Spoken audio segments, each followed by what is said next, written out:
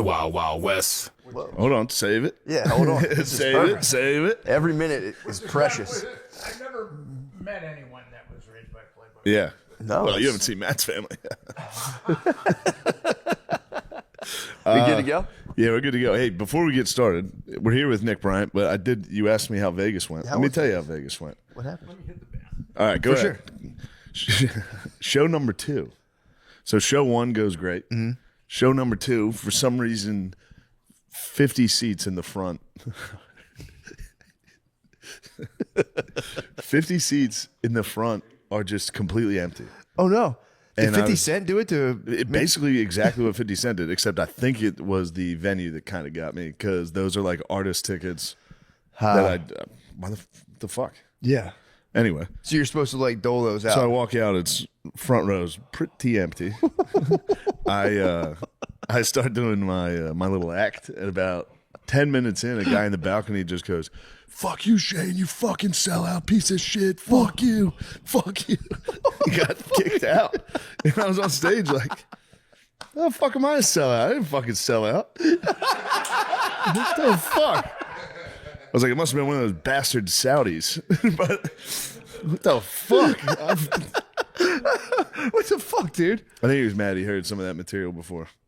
What do you mean? I guess he had heard that material. Because I was, of course, that's 10 minutes in. So the rest of the show, I'm just devastated. Yeah. Like at first, it didn't quite hit me. Oh, that would kill me. And then throughout the show, I was just getting sadder and sadder. Oh. And then I get off stage. I'm like, what the fuck? What the fuck was that? Like, I'm talking to everybody. I'm like, what did he mean? How did I fucking tell me how I sold out? No. This is the rest of the night. I'm like, You got Lincoln, dude. It's in the I in got the theater. Pop, dude. No. And then Ethan was there.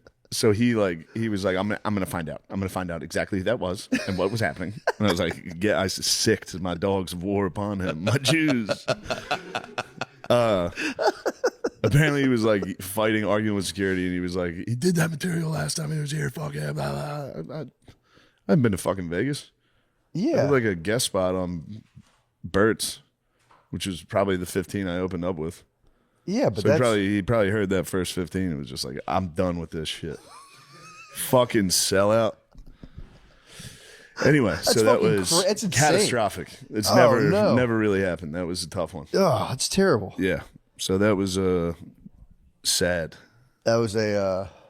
that's definitely one of those formative moments, though. Maybe it'll give you a good fired charge. Yeah. Or does it just sting?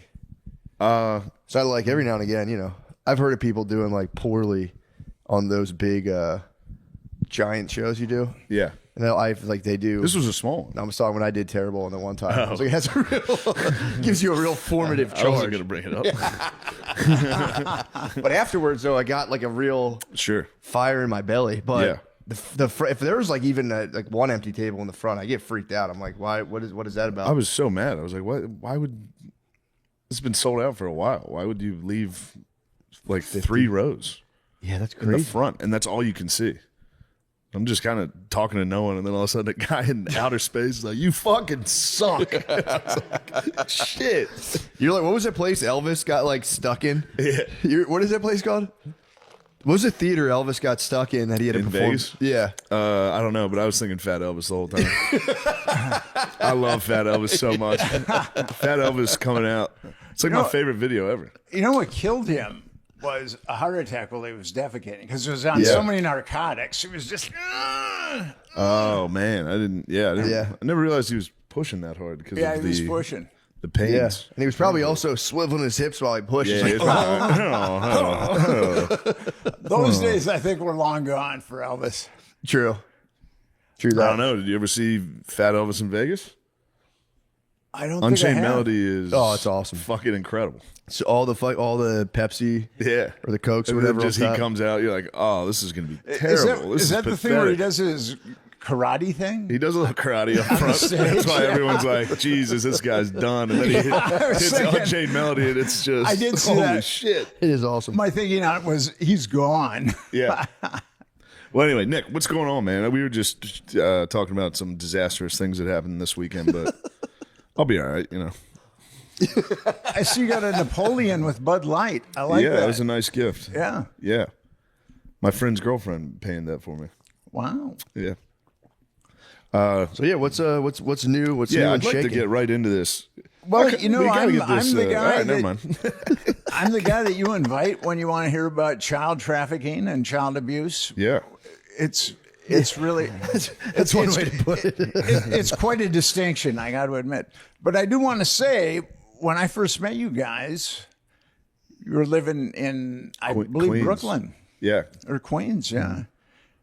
And now you've got a sitcom on Netflix, which, if I ever get tired of being a writer, I'm going to aspire to work at a tire shop. I mean, it looks like We actually have a child trafficking episode. Oh, really? Wow. working Well, on I it. got right Got me you in. in there. And then be a I saw consultant. Matt a couple weeks ago on Netflix, and he enumerated every reason why I've never been married. Well, thank you, sir. But I'm glad to be back. Always like to hang out with you guys. Always a good time. Yeah, it's very nice to have you. This is it's very reminiscent of the Skrilla episode. Yeah. How so? Just Yeah. polar opposites. Just joking. I thought he was like, his face isn't covered. The last time I was on here, I was starting a nonprofit organization called Remember that. Epstein Justice. And what we're trying to do is get an independent congressional commission to look at the crimes committed by Epstein.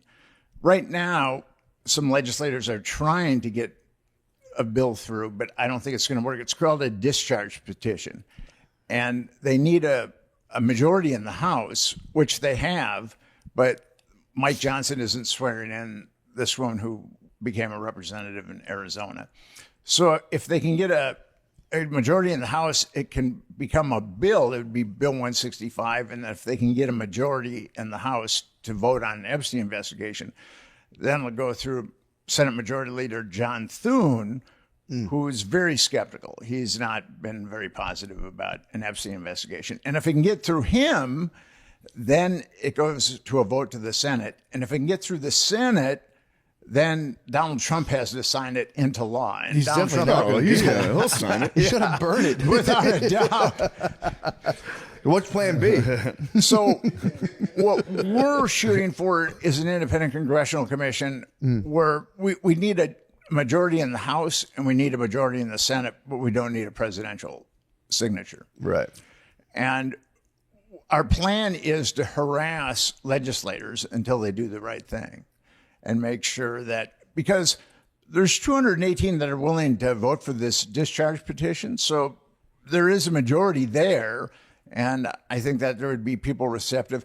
It's unfortunate, though, that it's partisan. I mean, all we want is a simple investigation into child trafficking, Epstein-related child trafficking, but it's become a partisan issue. When you would think that every legislator would want to vote for, yes, we need an investigation into a child trafficking network where no one has been indicted except for Ghislaine Maxwell. Yeah. Anytime like somebody like Thune, who if anybody's like cynical against it, it's like Yeah. it's kind of it's a weird thing to be against, you know? Thune, I mean, I look at all these guys that are against it. And I mean, it's really weird. It's weird to be against that. That we have congressmen and congresswomen that vote against an investigation into child trafficking. When you think about that. Yeah, it's crazy. Well, it's also is the thing I'm always confused about. Like, are there really like Epstein papers? Like, I find it hard to believe there's like a giant stack of papers that has a bunch of information about like high power sex offenders that's just sitting in a safe right now. That people are like, no, you can't see that. Wouldn't they destroy that? Well, I released Epstein's Black Book and Flight Logs Yeah, I remember in that. 2015. And all the perps are in that book, and all the perps are on the flight logs. I mean, there's a lot of other people that are named, but there's a lot of perps. And the day after Epstein was arrested, the FBI opened up his safe. And his safe contained Oh, there you go. discs and discs and discs of underage girls. Dang. And also, there were hard drives that were taken too. And the thing about Pam Bondi, she's saying that the FBI just started looking at this stuff a couple of months ago, which is total bullshit. I mean, the FBI and Department of Justice and whoever else was covering up for Epstein, they were looking at that stuff in 2019. It didn't like sit in some dark corner of the FBI. And now we got to look at it 6 years later. So the Trump administration has been guilty of a lot of lies. Pamela Bondi came out and said, yes, it's on my desk and we're going to release names. And then they released it and it was a nothing sandwich. I provided more incriminating information on Jeffrey Epstein and his network in 2015 than Pam Bondi did in 2025. That's pretty weird, actually, now you say that. And then she said that she'd been bamboozled by the FBI field office, that they had, because it was such a nothing sandwich. And then she said now she has a truckload of evidence. And she said, It's never great. Whole truckload of CP. Yeah, what's the protocol for them watching? Is there like a specific government protocol? You have to literally watch child pornography. Like, how do they do? Is there like a 30-second increment thing, or like how do they do that? I don't know. They probably hire some pervs or something. It's There's probably plenty of them in the government. It's perfect. We got a couple guys that'll volunteer over there. No, for real, that's like fucked up to have to watch. Of course. That. Yeesh. so. Yeah, it's like life altering. Yeah. Yeah. Pam Bondi then said, she keeps digging herself into a deeper and deeper hole. She said only matters related to national security would be redacted. So now she has to tell us what a bunch of child molesters have to do with national security. And then ultimately they put out a memo that no one signed that said that there were 300 gigabytes impounded from Jeffrey Epstein, that there are over 1,000 victims, and that Jeffrey Epstein just downloaded these thousands of hours of pornography from the internet, and he molested over 1,000 victims without any help except from Ghislaine Maxwell. I mean, total bullshit. And Bondi had said earlier that there were videos of Epstein molesting underage girls. So the lies have just kept mounting and mounting and mounting. And I think that that's why this case is being kept alive. One of the reasons why is people want to know the truth. Yeah. Yeah, well, it's also just disappointing because that's like the one thing, because like with the shutdown and everything, it's like they're bickering over this and that, but definitely having sex with children, you'd think they'd kind of pop the mask off and be like, all right, we'll get to the bottom of this one. If they're punting that around, it's like, man, these guys really will lie about anything. It's sad. Yeah. It really shows how degenerate our government is. And then Mike Johnson, who's the House Majority Speaker, he said that, and this is really bizarre, he adjourned the House early so it couldn't vote on Massey's discharge bill, which would have had the representatives vote on whether or not there should be an Epstein investigation. And then we found out that he had an app on his phone called Covenant Eye. Yeah. And his son also has Covenant Eye, so they can monitor each other's consumption of pornography. Yeah. That's our Speaker of the House. And at least he wasn't there, probably. That's fair. Or maybe that's where was he? Changes that could cut both ways. Yeah, true. Get back from the trip, be like, look, son, we're going to start cracking down on this whole thing here. It's time to make some changes. And then God, he told an unbelievable lie that Donald Trump was an informant working man on for the the inside. FBI, spying on Epstein. And that was such an egregious lie that he had to walk it back. So hold on, he claimed Donald Trump was there as like a secret high-level informant. Yeah, as an informant. 00 Trump was down there he was down on there. the massage table. yeah.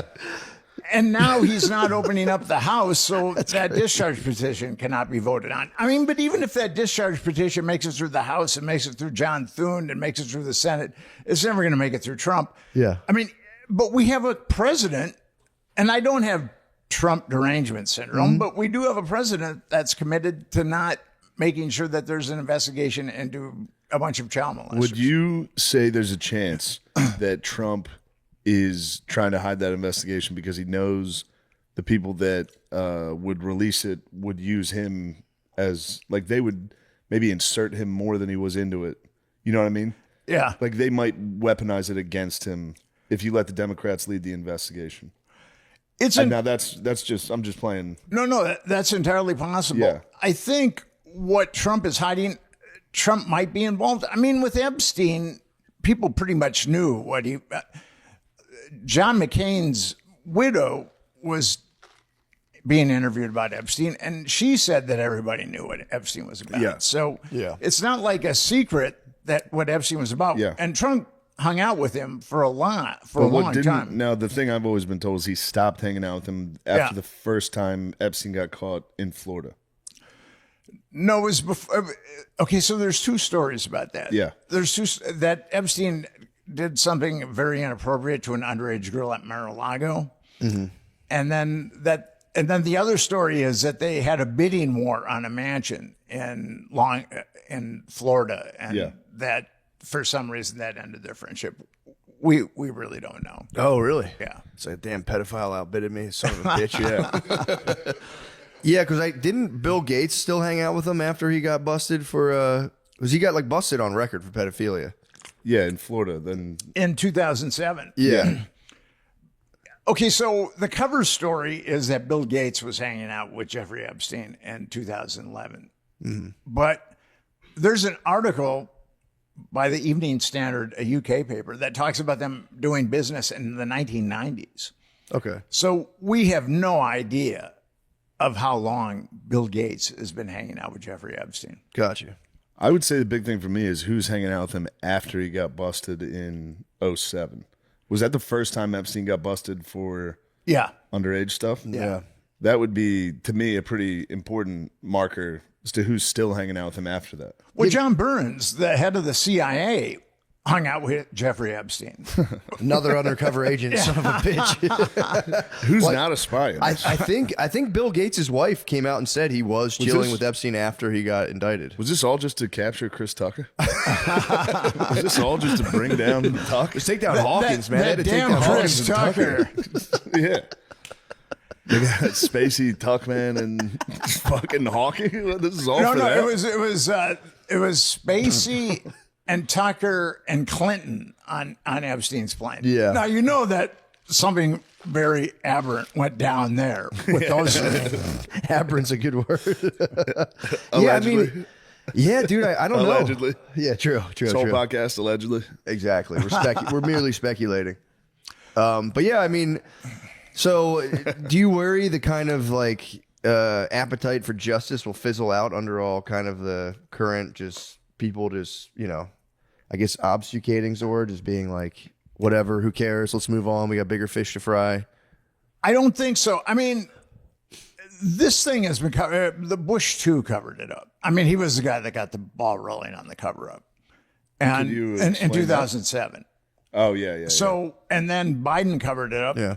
And Obama covered it up, and Trump covered it up. So it's been the covered hell up happened? by 4 different presidents. Jesus Christ. Must have And been the sickest part. It's Project X, dude. Fucking they did it. Dude. Hawkins had the ski goggles I'm on. a pursuit of- Yeah, like that makes it seem so horrible. It's the party of the century.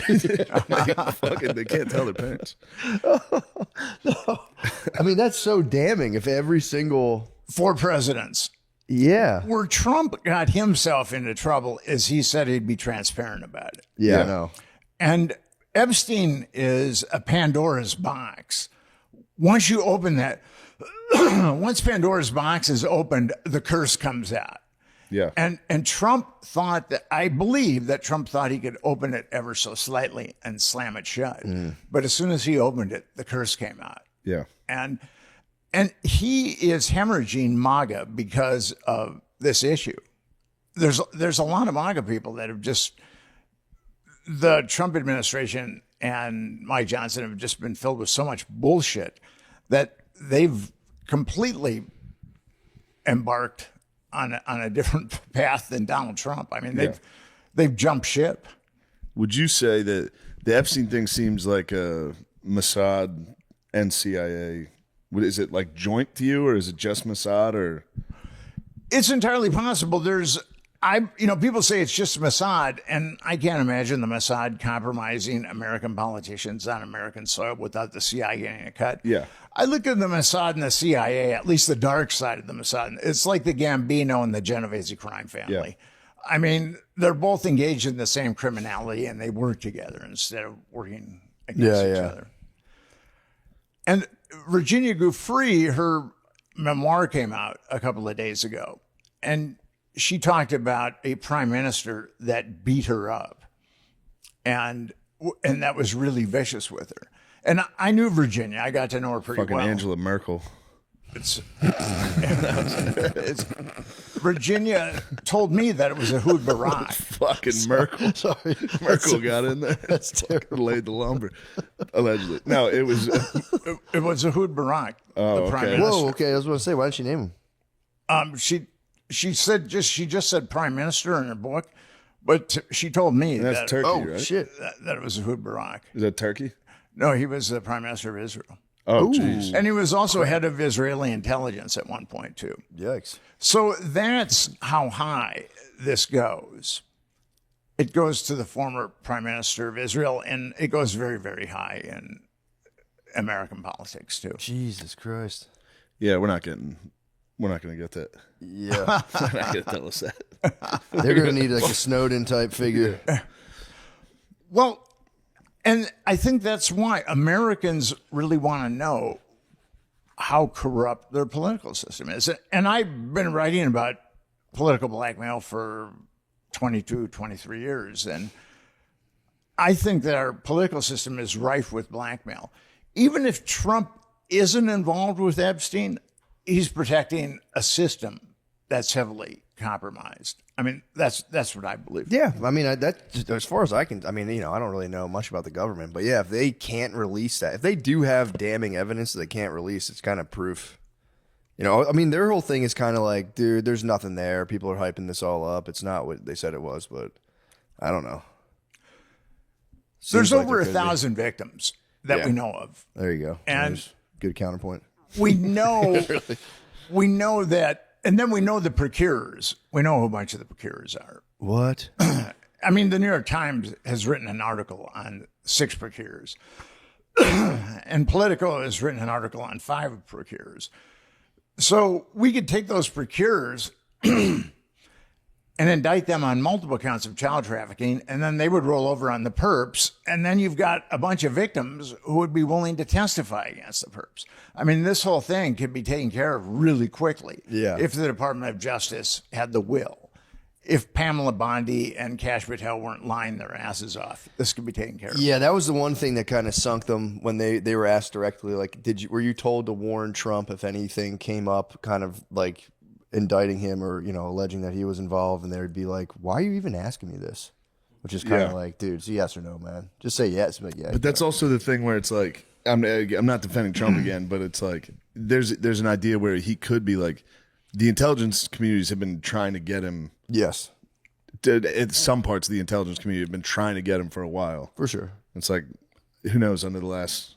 Yeah. If they like slid some fucking names in there of like, well, Trump did this also. You just add it to the fucking file. Yeah. And then when he's like, I'm going to release it, and he opens it, and it's like, oh shit, they said I did a bunch They got of shit. me. The letter. I don't know. What do you think about the letter? No, true. That But letter. he was obviously, he was boys with him. Who knows? Yeah, exactly. But say the letter's not real. That would have scared me. If I was a president and they came up with a thing, be like, "Yo, this guy wrote this," I'd be like, "Fuck." Now, this. you guys think the letter is real? I don't know. I honestly don't know.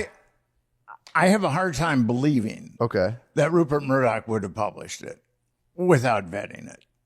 And if you look at the birthday book and the other entries, it's consistent with what's in the birthday book. Yeah. So, So you believe the letter's real? yeah, Yeah. I do. Can he draw like that? That was like kind of fucking impressive, honestly. Taken out of the context. I mean, he probably had a kid do it. I was impressed with the handwriting. I don't have very legible handwriting. No, So but even shaping it like yeah. also the wordplay again, just taken out of context was, I thought, fairly strong. Judging it as a piece of prose, I was like, damn, I didn't know Trump had had that in him.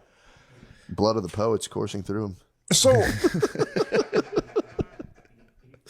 I've been in this reality for a long time. I've been investigating Epstein since 2012. What do you guys think? I mean, what's your surmise on all this?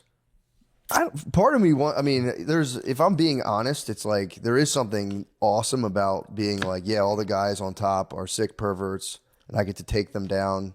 So there's part of me that like not wants it to be true, but I get like excited for that to come out. So I try not to get too like, yeah, it's definitely the case. But the more and more people who really research it tend to be like, yeah, it was definitely a giant conspiracy that's being covered up. So I kind of believe that.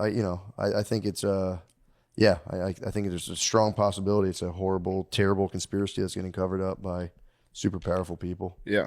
So 89% of the American people want the Epstein files to be released.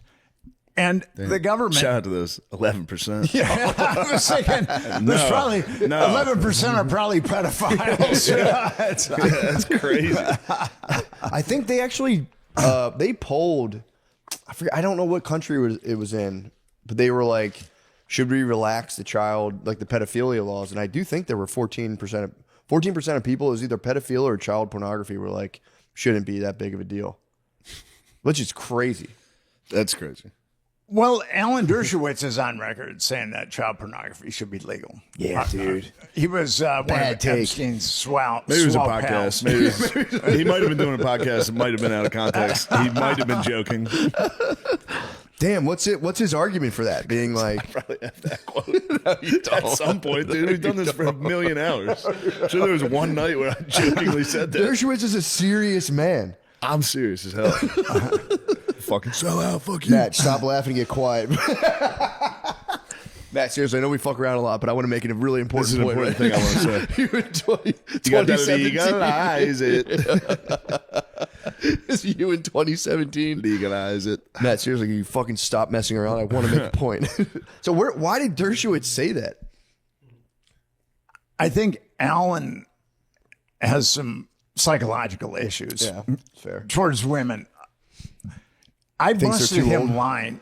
And he was sued by, Virginia Giuffre's affidavit came out in 2015, and she said that she'd been molested by Alan Dershowitz and Prince Andrew and Jean-Luc Brunel. And Alan Dershowitz went on the offensive, and he was like, I don't talking, think it's a crime. What's that? What was his offensive? Like, I don't think it's a crime. Well, no, his offensive was, I never fly without my wife. Oh, the Pence. And then the pants too. And then the flight logs that I had that I put up showed that he was definitely flying without his wife. Liar.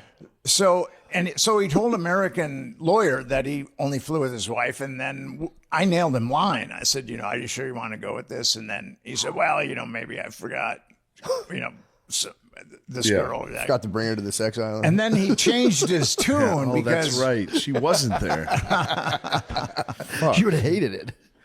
Wait, so he did? He changed it and it was like, okay, so maybe sometimes I do. Well, he changed his tune in a deposition, and he said that his wife flew with him on Jeffrey Epstein's plane. So, I busted Alan. Dang. And lying. He had to change it up a little bit. He had to change it up a little bit after that article came out. What office does this guy hold? What does he do? I always hear his name. I don't know really what he does. Well, I mean, he's a retired Harvard law professor, but he's made his name defending rapists and murderers. Jesus. Like Mike Tyson and O.J. Simpson. And he's got a long list of malignant types that he's defended. Okay. Klaus von Bülow. That's his thing, is trying to show innocence to the most guilty, malignant people on the face of the earth. That seems to be his thing. So, how'd you get into all this? What got you kind of, seems to be like a crazy thing to kind of buckle down into. How'd you get into this? I had a difficult childhood, and that's kind of the reason why. I have a lot. Before I even got into writing about this really weird shit, I had written a lot about children's issues, and my mom was a Playboy bunny, and I never knew my father. I was born in Minneapolis, and then we moved to Chicago where she was a bunny, and then we moved in with another bunny. Whoa. So when I was a kid, I was raised by bunnies. And Bro. and Freud's Oedipus complex. Let's get into it, yeah. You're in the hutch. Freud's Oedipus complex has been largely dismissed, but I really like carrots. I ate a lot of carrots, so I don't know what.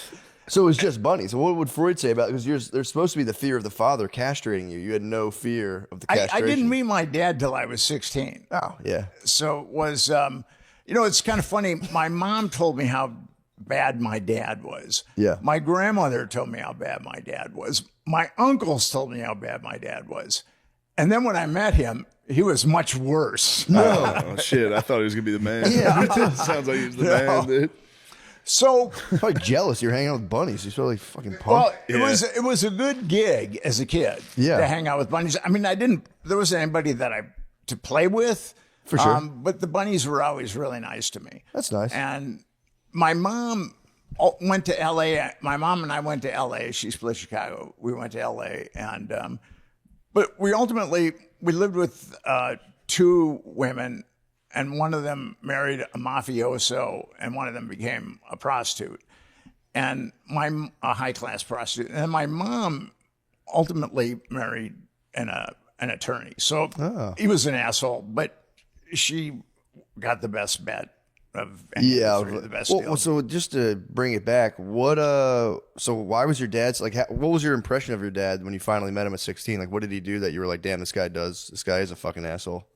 But I mean, just he dripped of it. I mean, there wasn't a benevolent bone in his body. I mean, just a really nasty, foul human. Damn. Yeah. So like you met him, and I'm sure you were pretty like stoked to meet the guy finally. And what did he do? Was he just like? Yeah, I probably met him 10 times in my life. Okay.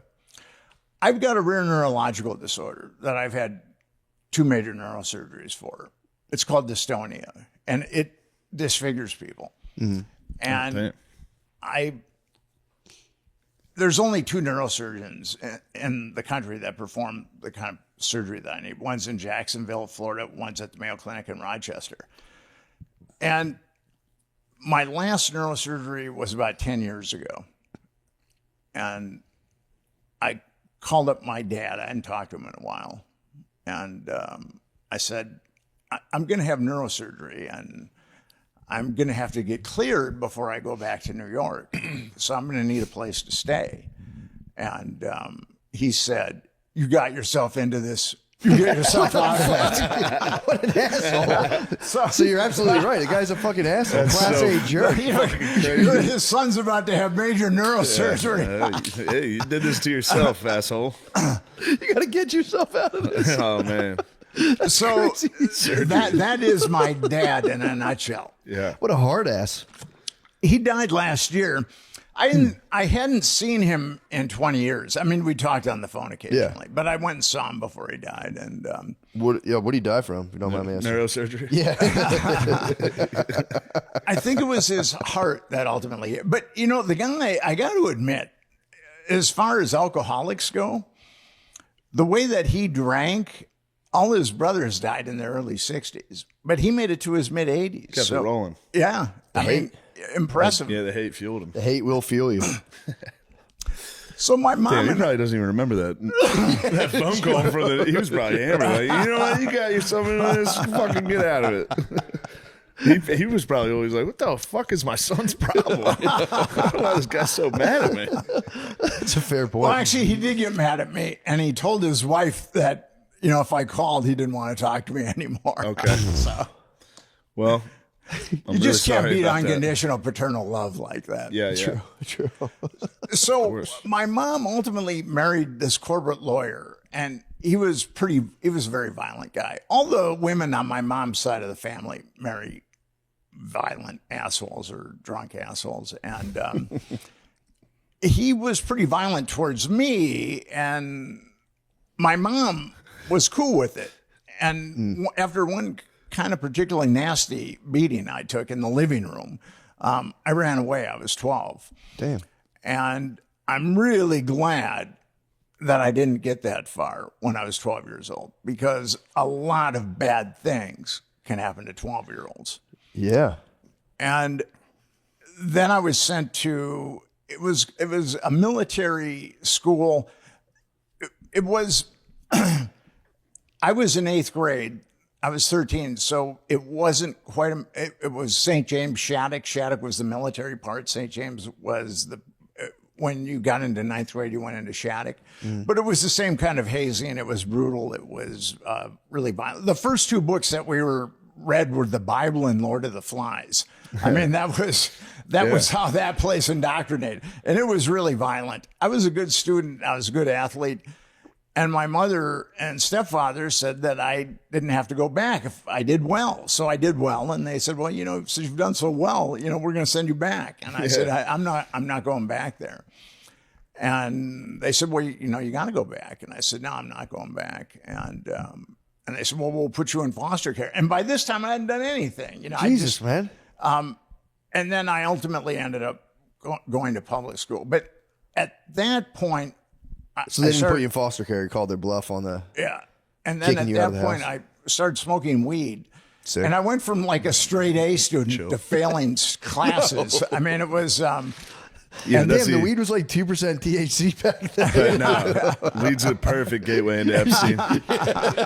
Smoke a little weed, you go, these motherfuckers are pedophiles. I'm going to get to the bottom of this. Damn, so you started toking. And then there was that, I tuned in, turned on, and dropped out, basically. And Just off the weed, or were you taking anything else? I was doing other stuff too. And then I got kicked out of a high school. And then I ultimately ended up at a high school that an avocado could have graduated from. I mean, this high school, they gave us... Reading. Reading, PA.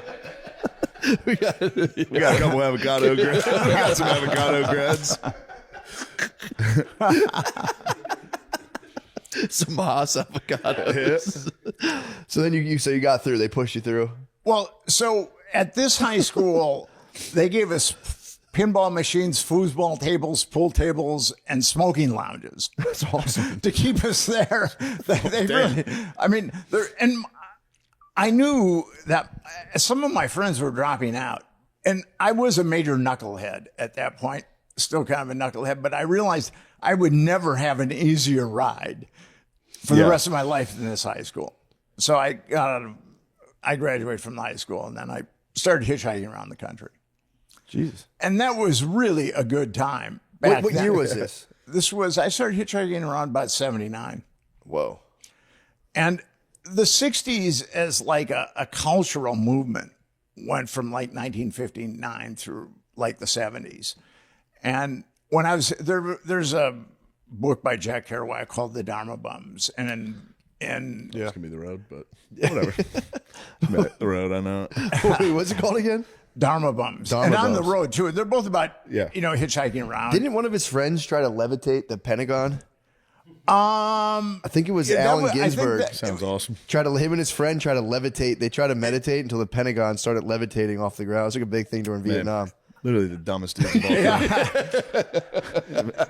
I wonder if the Pentagon took him seriously at all, though. I think they probably did. Pentagon was probably, they're outside. They're trying to levitate us right now. that didn't, Hold on to something. We're going to get levitated. it might have been Ginsburg. Ginsburg, I think it was Ginsburg. You're right. It was Dumbest Ginsburg. fucks alive are outside. It's our worst nightmare. Because there's people in Vietnam, they would get reports and be like, I don't know, like what's going on back home? Like, I don't know, some fucking weird poet's trying to levitate the Pentagon. They're like, motherfuckers, jerks. Yeah. We're going to send 2 guys out there to beat the fuck out of him. You went to West Point, right? Very, very briefly, yeah. A couple weeks. Why did you? Why was it such a short tenure? I knew I wasn't going to make it before I got there. The last like 2 months leading up to it, I was like, I made a huge mistake. And then as soon as I got there, I knew I made a huge mistake. Yeah, that was it. Did it change your perspective on life? Is that what made you decide to become? I mean, it was a giant, humiliating failure, so that probably helped.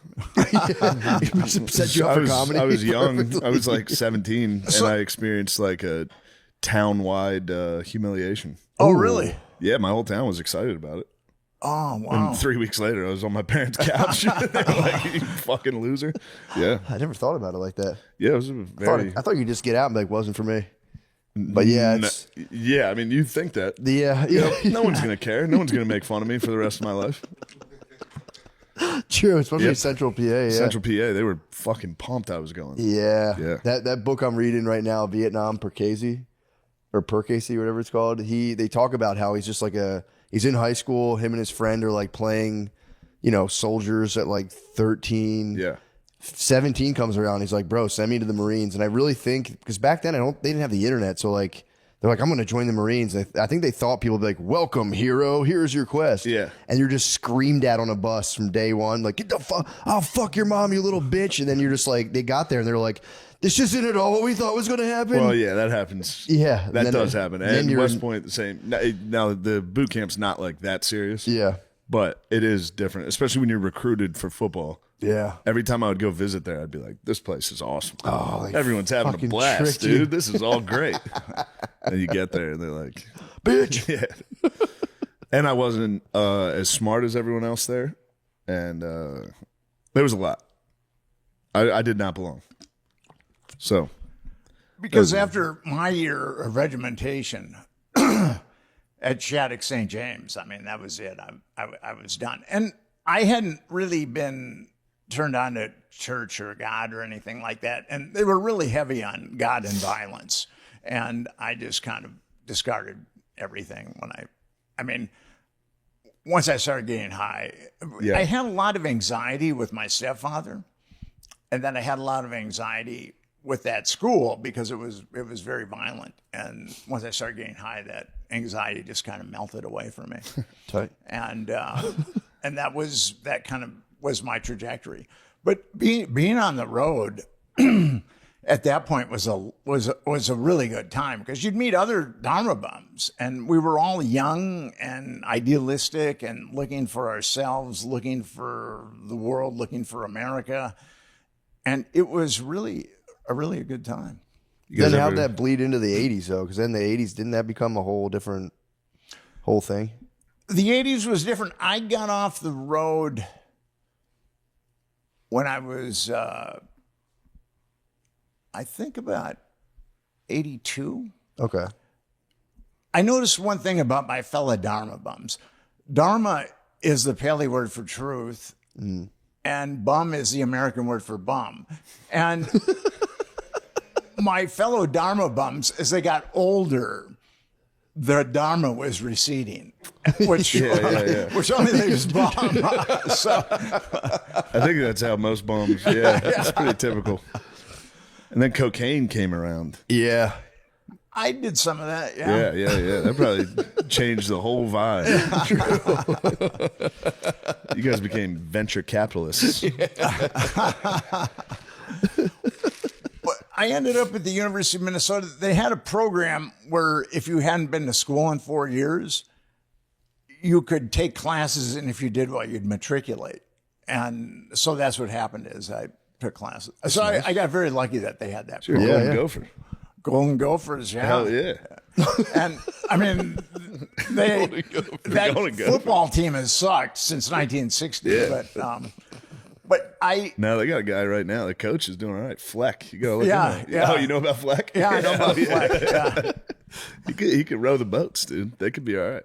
He's highly entertaining. He kind of reminds me of the Music Man, that musically, where he thinks that he's making people think that he's actually got a good football team. He's doing all right. But Ohio State beat the U of M like 41-3 or something. That'll happen. They'll do that to everybody. But they beat Nebraska. They did Gophers beat Nebraska. That was nice. But Nebraska's been pretty bad since Tom Osborne split. So. Damn, dude. I didn't know you knew Ball. Ball and Epstein? Let's go. This is the Golden Gophers breakout combo. It's so nice. So you went to college. You're back. I took philosophy class. I liked philosophy classes. Mm-hmm. Had it been not for philosophy class, I don't think I would have been able to make it through college. But I majored in philosophy. Well, actually, it was kind of a rigorous major. It was philosophy and hallucinogenics. Sick. And Damn. and which left me very confused. Now you have Matt's attention. You might be a master manipulator. Yeah, dude, you're Mossad. Yeah, that will get you. But I love, to this day, I still love philosophy. I mean, I started reading philosophy when I was like 15, so Eastern philosophy. And I think that I took one journalism class, and I thought it was the most boring thing I'd ever encountered in my life. Because I was thinking about journalism, but I took that one class, and I said I could never do journalism. Good for you. Little did you know. Well, I ultimately was hired by the University of Minnesota Medical School to write academic papers on things that had to do with ethics. And that was a good gig. I did it for about 5 years, and it paid really well. I mean, because you've got a philosophy degree, they're going to do that or teach or drive a cab, one or the other. And I liked doing that. I kind of was, my colleagues were, the hypocrisy was kind of getting to me.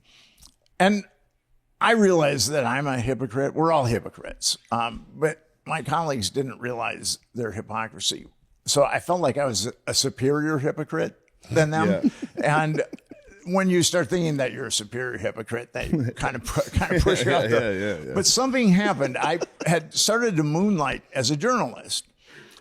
And there was this woman who she ran an organization that helped prostitutes get off the street. And she was a little crazy, but she said that there was a serial killer killing prostitutes. And the Minneapolis police, St. Paul police denied it. Not in Minnesota. Not in Minnesota, yeah.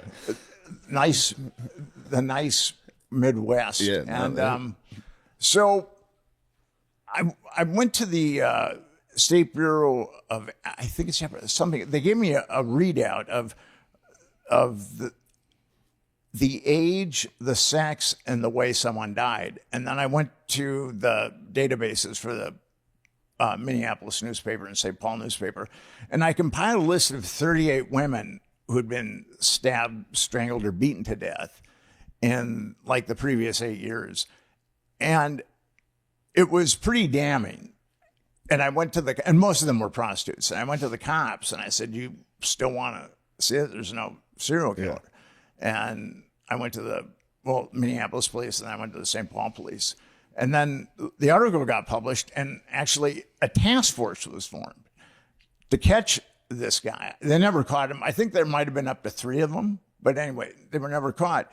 And I'd written these academic papers for 5 years, and I'd written a book that was, I thought, a pretty good book, or I'd co-authored a book, and it got nothing done. And here I write an article, and there's a task force formed. So that's why I kind of changed gears and got into journalism. Yeah. That makes sense. You got to look into Austin. Yeah. You might have something. I mean, the FBI is even cop to it. Yeah. How many... Do they? I guess it's a hard thing to have statistics on. Do they know how many serial killers are like on average in a country in a given time? Is there like always like 5 or 6 of them kicking around? Okay, so the FBI, when I was writing about serial killers, I haven't written about, since I'm writing about government malfeasance, it's so much more evil than serial killers. Yeah, but that's bad. But the FBI said that there were 50 at any given time. But I talked to other people that said that it's more like probably 200. Dang. Yeah. Was that around MK Ultra? Isn't there like a correlation? Like people try to. There's a really good book written by a guy named Dave McGowan, and he showed that a number of serial killers were either like in the Phoenix program, which was in Vietnam, or they'd been somehow entangled with the government. Some had been. He made an argument that some had been through MK Ultra. And it's called Program to Kill. Really a good book. Yeah. Really a good book. I mean, I'd strongly suggest it to anybody that's into serial killers and the government creating serial killers. Dang. Matt took LSD, and I've seen a darkness in his eyes since then. He might be Matt MK Ultra himself, but he's going to strangle a hooker. I need a conservatorship immediately. I need to move back in with my parents. I should move my whole family back in with my parents and be like, guys, I can't stop thinking about killing gay guys in Austin. Take me in. That'd be nice, actually. What was your jump off point? Did you go to college or did you? I did. I kept going to college after West Point. I went to Elon, failed out of there, went to Harrisburg Area Community College, and then I went to Westchester University. And then while I was at Westchester, I started doing stand-up a little. And that was it. Just kept doing stand-up. And you were kind of hooked? Yeah, for sure. I read Lenny Bruce's book, How to Talk Dirty and Influence People. And the first time that he got up in front of a crowd and got laughs, he said he was hooked. Yeah, that's typically how it works. How about you, Matt? Same thing. Yeah. You got the When you bug. get the room laughing, you go, oh, this is a nice feeling. Yeah. And then you bomb and you go, I fucking hate myself. And then they Especially laugh. outside of that, when the rest of your life you're a giant loser. Yeah. You have 5 minutes once a week where you're like, yeah, maybe I'm cool. So when I was hitchhiking, I lived on the ashram of a guru. And I might have talked about that with you guys. When I got there, I was really influenced by Eastern philosophy, the Beatles, Maharishi Mahesh Yogi, all that Dharma bums, all that stuff. And I went and lived with this on the ashram of this Indian guru, and I was learning meditation and yoga. And one day I was talking to the guru, and I could have sworn I smelled cigarettes on his breath. Now, he was an enlightened being, a celibate. He was like our conduit to God. And I went to one of the people on the ashram, who I'd eventually call the pod people. I went to one of the pods, and I said, I could have swore I smelled cigarettes on Swami's breath. That couldn't be possible, could it? And he goes, well, here's the thing with that. He has to have one vice to keep him tethered to this plane of reality. So he can teach us. And I went, oh, okay. And I bet you he has 2 vices. I bet you there's another vice coming, and it's fucking all the women. yes, that was the second one. Yeah, of And then- course. That's best case scenario. Every single time. Yeah, Oh, yeah. Well, yeah, there could be a third. and then the third Some one was guys' butts, too. embezzling money from his more affluent initiates. Well, you got to be able to do it. It's the only way. And I was thinking to myself, this guy must be very spiritually advanced if he has to do all that just to stay on this plane of reality so he can teach us. It's happened to Bernie Madoff. He was just trying to stay down in this realm. And then I got kicked out of there, and then I hitchhiked to New York, and where I stayed for a while, and then I hitchhiked around a little bit. I ended up in Arkansas with some hillbillies. I lived with some hillbillies, and they were, in Pulp Fiction, Zed and his buddy in the cellar. Oh, no. They kind of remind me of Zed and his buddy. And they liked me, though. I was a novelty, the Yankees. So I lived with them for a while, and I worked on a road crew. We were building a highway. We were getting paid $3.50 an hour, which was really hard work. And then they were kind of getting tired of me. And they had a lot of guns, and I didn't want to be a mound in the backyard. So I eventually hitchhiked around. And then I hitchhiked to L.A. So did you meet them hitchhiking, or did you just kind of like wander into there? How do you kind of fall in with a bunch of hillbillies in Arkansas? They pick you up hitchhiking. Really? Yeah. And that's the way it was back then. I mean, people would pick you up hitchhiking, and you could, sometimes they'd put you up for a night. Sometimes they'd put you up for, it all depended. I was a good guy to party with. I was fun. I'm not going to rip anybody off. Yeah. I didn't have any psychopathic inclinations. So people were pretty generous to me when I was hitchhiking around. And then I ultimately ended up in L.A., where I tried stand-up comedy. Oh, Yeah, nice. you were saying that. And I would get loaded and then do the amateur night at the Comedy Store and at the Improv. And it wasn't, sometimes I was successful, sometimes I wasn't. Yeah, that can happen. But I thought it was tough because at that point in my life, I did not have the self-esteem to handle bombing. And I think it takes a certain amount of self-esteem to handle bombing or self-delusion or something. I would say more delusion. Yeah, delusion. Not a lot of steam going on. And maybe a lack of self-esteem, Yeah. like a complete zero self-esteem to just be like, yeah, I know. After you bomb, you go, yeah, of course, I suck. Yeah, I get done and be like, those fools don't know anything. Yeah, you can also hit that a lot, for sure. No, it's always I suck. Yeah. How long did it take you guys to get to the point where you felt pretty comfortable on stage?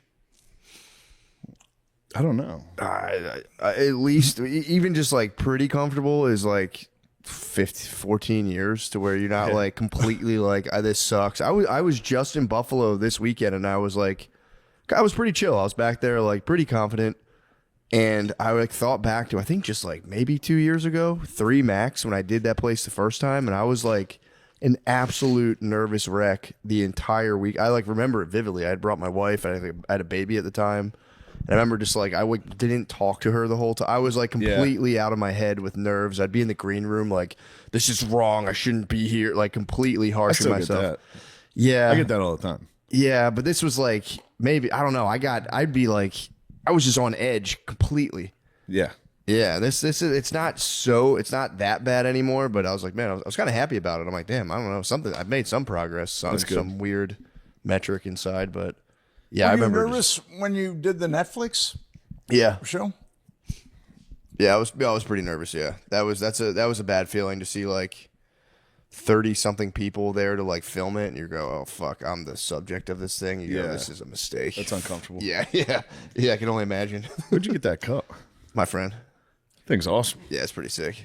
She's Jamaican too, so it kind of makes it count a little That's more. awesome. She's Jamaican? Yeah, it's my wife's friend. You guys are sharing gifts? Yeah, it's my wife's friend. She gifted me this coffee mug. Real bad man. 22. Real bad man. She gave me the cup.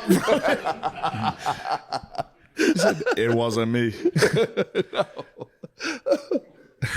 And you've got this sitcom. Is it One day. easy Maybe to one day. interact with other actors? Most of the people on the show are just our friends Okay. from Philly. Yeah, it's very easy. It's very low pressure. Because some comics can make the leap to sitcoms and other ones can't. We'll see if we can keep it going. That'd like be the nice. show. Thank you very much. I appreciate that.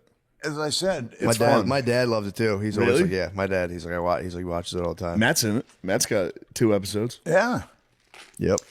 I've been What- typecasted. I'm just a cop. He's a cop. People dude, I've been asked to do a cop too. I'm totally typecasted. Really? Just cops for I me. mean, if you dude. get that crew cut, you're fully a fucking cop. You're fully a cop. I've only had one other person ask. You guys have become stars since I was first on the show, and I've just become old and grizzled. You know, it's I'm getting pretty grizzled You're too. dealing with some pretty heavy stuff. Yeah, true. You need to hit, Take hit it the out. road. Hit the road again. it does. I mean, that reality is so dark. To tell you the truth, I don't really know how it. When I first came across it in Omaha, and I saw how many kids had been destroyed and how it had been covered up, I just said, these fuckers are going to have to kill me to stop me. This is just too evil. Yeah. Yeah. And then Epstein came along, and I thought, because I wrote a pretty good book on the Omaha network, Yeah. but we couldn't get it. People just didn't want to believe that the government would be involved in something like that. And then Epstein came along, and then that kind of gave me a second wind. And because I spent 7 years on that first book, and I was doing podcasts where people are asking me about the Illuminati and shapeshifting reptilians and shit like that. And I'd worked so hard on this book, and nobody was buying it. And now people are buying it a lot. So because of Epstein. I mean, Epstein has given the book a resurgence. Wait, so what would you say when you'd be on those programs? They'd be asking about like shape-shifting reptilians. Would you just be I like... would say something pretty snarky, and then they would get upset with me, and then that'd kind of be the end of a congenial conversation. That would kind of piss me off if I spent 4 years researching and writing a book. You know, like, what about interdimensional reptilian avatars? Well, I was. There were these I guess evangelical, they had a conspiracy show. I guess it was relatively big, and I'd never heard of them, but I talked to them like about a month before I was going to go on. I said, you guys should really read the book. Yeah. Because there's a lot of apocrypha floating around on the internet about this. And then they called me up, and they were very happy, evangelical. Hey, Nick, how you doing? And and I asked them, did you read the book? And they said, no, but we've been cruising the internet, and we know a lot. And then, like, one of the first questions the dude asked me was about the Illuminati, and then there was some other crazy questions. I said, man, you obviously have not read this book. And wasn't there some evangelicals in Florida in the book? Or whatever, didn't they say they were like a church group? That van of the Finders. Yeah, the Finders. Oh, yeah. Well, that was just a weird cult. Yeah. And so the guy said, well, what politicians have been compromised? And I said, well, it's really kind of impossible to explain to you the politicians that have been compromised unless you really understand the kind of power that was deployed. To cover this up, there were 2 grand juries in Nebraska and 1 grand jury in D.C. that covered this up. So I can name names, but it wouldn't have any meaning without. And then he started going, who are the politicians? Who are the politicians? And then, because I'd been a little snarky myself, so that was the end. And they were going to call me back and thank me for the interview, and they never did, man. I'm still waiting for that call. I think I hurt their feelings. Yeah, what was the name of that? Wasn't it called like the Boys something? Or that was Boys the thing Town connected to the Franklin scandal and all that stuff? Yeah, the pimps were getting kids from the Boys Town, which is probably the most iconic, famous orphanage in the world. I was just talking to one of those kids earlier today. This kid, man, he's been through hell. His mother was a schizophrenic, and he was put in multiple foster care homes and where he was molested. And then he went to Boys Town when he was 12. And he was picked to be one of the kids that was flown around. Jesus. And this is actually in the book. He couldn't take it anymore because some of these pedophiles are very sadistic, like what happened to Virginia Giuffre with Ehud Barak. Some of these pedophiles are, and then after a weekend of very sadistic treatment, he went to they have houses and house parents in Boys Town, and he said, I can't take it anymore. I can't take. And Boys Town put him on a plane to Atlanta the next day and deposited him in a psychiatric institution. Dang. Where he was there for a year.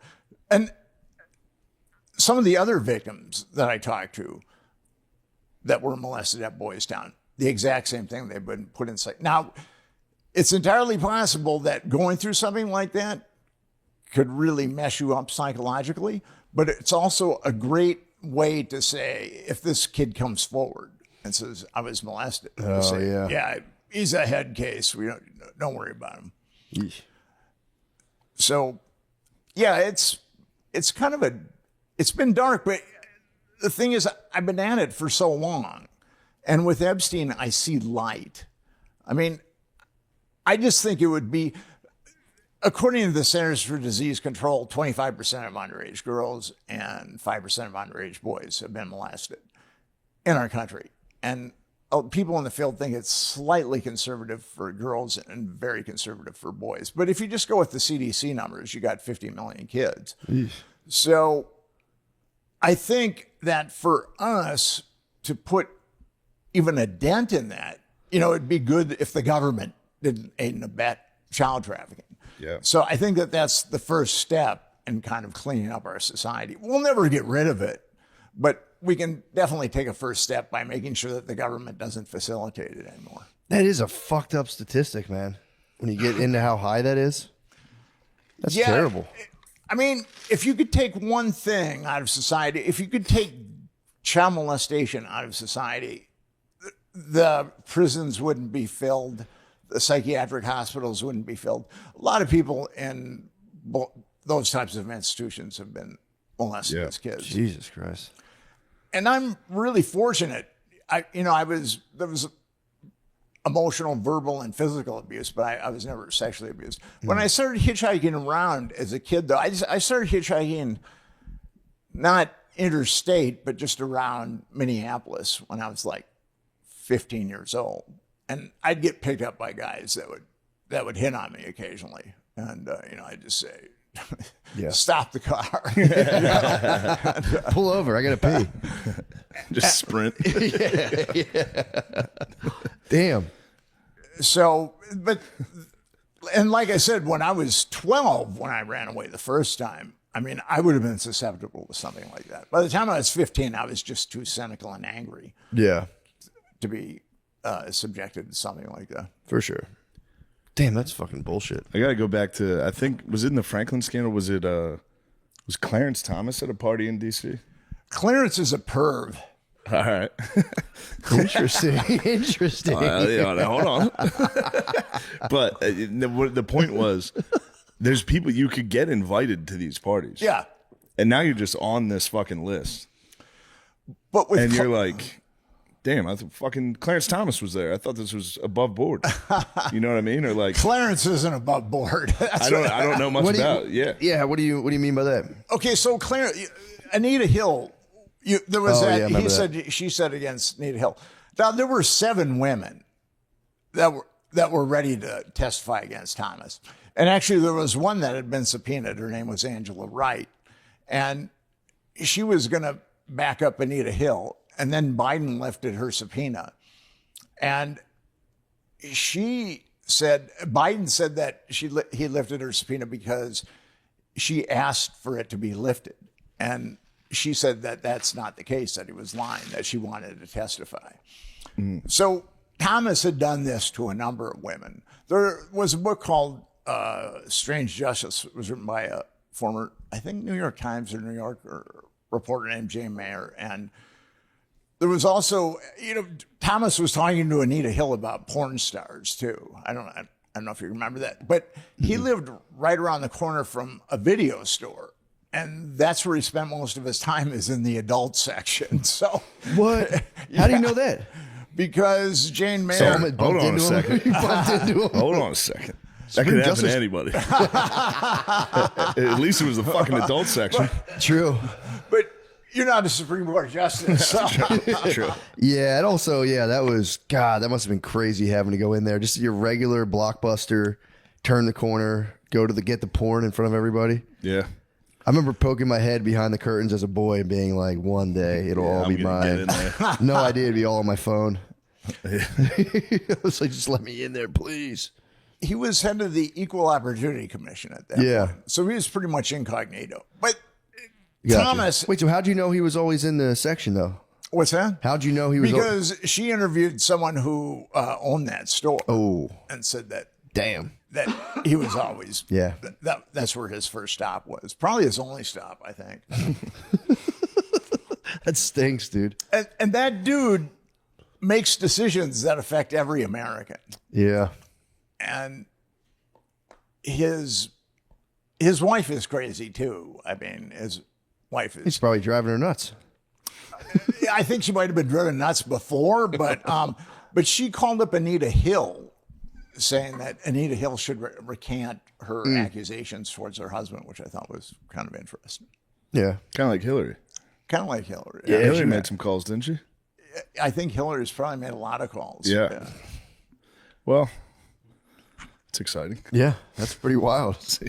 I had no idea. I always thought it was truly a thing concocted to like take the guy down. I was raised on that too. Yeah. That Anita Hill was kind of a witch hunt type thing. No, there were a bunch of women. What about Kavanaugh? Do you have any insight into that? Do you think, because that's how it got framed to me? It was like they did it to Thomas, they did it to Kavanaugh. So with Kavanaugh, I was on Twitter and some guy said, "Well, that woman lacks credibility," and I said, "Well, which woman?" Because there's been other women that have come out and talked about Kavanaugh. But it makes sense. I mean, people that are susceptible to being compromised, it can really enhance their career. And I think that, I mean, I see that all the time. True. Yeah. Do you That's think how me and Matt got big. What's that? That's how me and Matt got big. Yeah. Luckily, we only had to do stuff with each other. So. Yeah, we just had to kiss in front of Clarence Thomas. We had to make out in front of the Supreme Court. Yeah, I wonder too. Just playing devil's advocate. Do you ever think there's a way to weaponize kind of victims against political opponents? Because I always wonder about that too. That's entirely impossible. But Because the same people weaponizing child sex, you don't think they can be like, let's just send a woman out there that says this happened? yeah, I mean, that's entirely possible. It looks like there's no, depth they won't go to. It's rare though. He's a retired judge. His name is Patrick Schultz. He represented various Catholic dioceses in 500 sexual abuse cases. Jeez. And he was interviewed by the New York Times, and he felt like of the 500 cases that he'd litigated, that less than 10 were lying. So it's very rare. I mean, I'm not saying it doesn't happen. For sure, I hear what I you're mean, saying. if you're going to come out and say such and such molested me, the amount of fire that's going to be pointed at you is really intense. So I can see why there's all kinds of victims that will never open their mouths. And that's the other thing with Epstein. If Epstein gets covered up, those 50 million Americans that have been molested as minors, I mean, they're going to think that they have no hope for justice at all. Yeah. That they've got no voice. Yeah, I mean, my idea now with it is it's going to be like a political football they're going to kick around. Like they keep talking about the JFK papers. They're like, we're going to release the JFK papers, and it's like maybe they already released them. I haven't heard anything kind of new or groundbreaking come out of that. So, do you think they'll keep it as that kind of like a carrot on a stick sort of thing? Like, oh, I'll do it. Wait, the thing with Trump is he makes a lot of promises, and I got to give it to him. He said that there would be transparency in the Epstein case, whereas his predecessors have completely covered it up and didn't mention it. Yeah. But as I said earlier, I think Trump thought that he could open up Pandora's box just slightly tiny bit, and then slam it shut. And that's just not the case with this. There's a lot of Americans, because the government shouldn't be covering up child sexual abuse, which is the same thing as aiding and abetting it. So the government, but we've got 89% of Americans that want full disclosure here. And, our government, the majority of our government wanted a single payer system when Obama did Obamacare. Mm-hmm. We didn't want all these HMOs that have become part of the Obama healthcare plan. And the government completely disregarded the will of the American people. The American people wanted us out of Iraq. Like 80% of Americans wanted us out of Iraq after a certain point, and our government didn't. I mean, a bunch of us, the majority want Gitmo shut down. The government doesn't care. I mean, the bank crisis. I mean, Americans didn't want to bail out a bunch of rich bankers. Yeah, that's a good point. What we did. So our government continually goes against the will. But this is a different thing. This is our children. And people don't think that my child isn't going to get molested, but I'm sure that many of the parents of victims molested by Epstein never thought that their child would get molested. Yeah, I don't think anyone thinks. Yeah. I don't think anyone's like, I got a bad feeling about this kid. For sure. Yeah, that's not on anyone's radar. It's true. I've been instructed, I don't think people do sleepovers anymore really like that.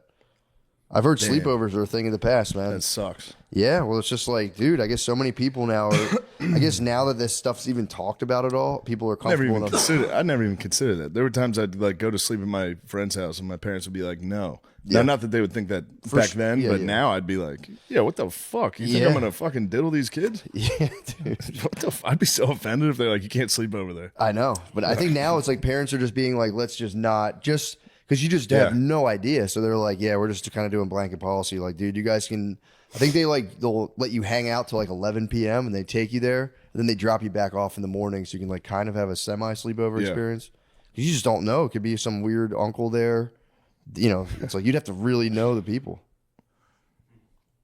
I was visiting a friend of mine who lives outside Seattle, and her son was going out with this woman he met in high school.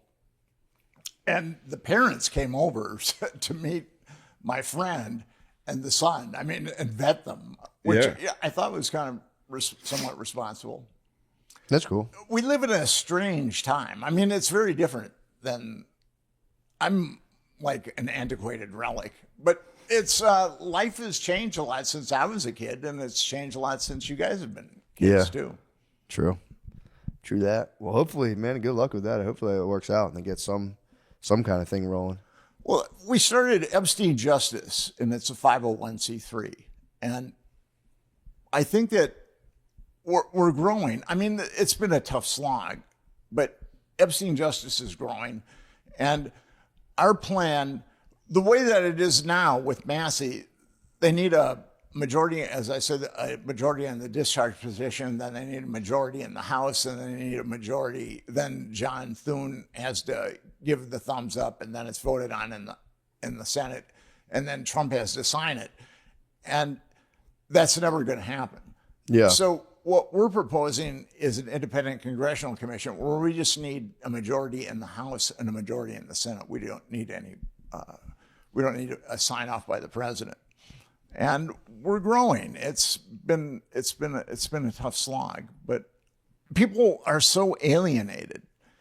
They do not think that they can affect change in their system, and they've been conditioned that way. But at Epstein Justice, we're saying, join us. We can affect change. We can make something happen here, because these crimes are just so horrific, and they've been so blatantly covered up that I think people are ready for a change now.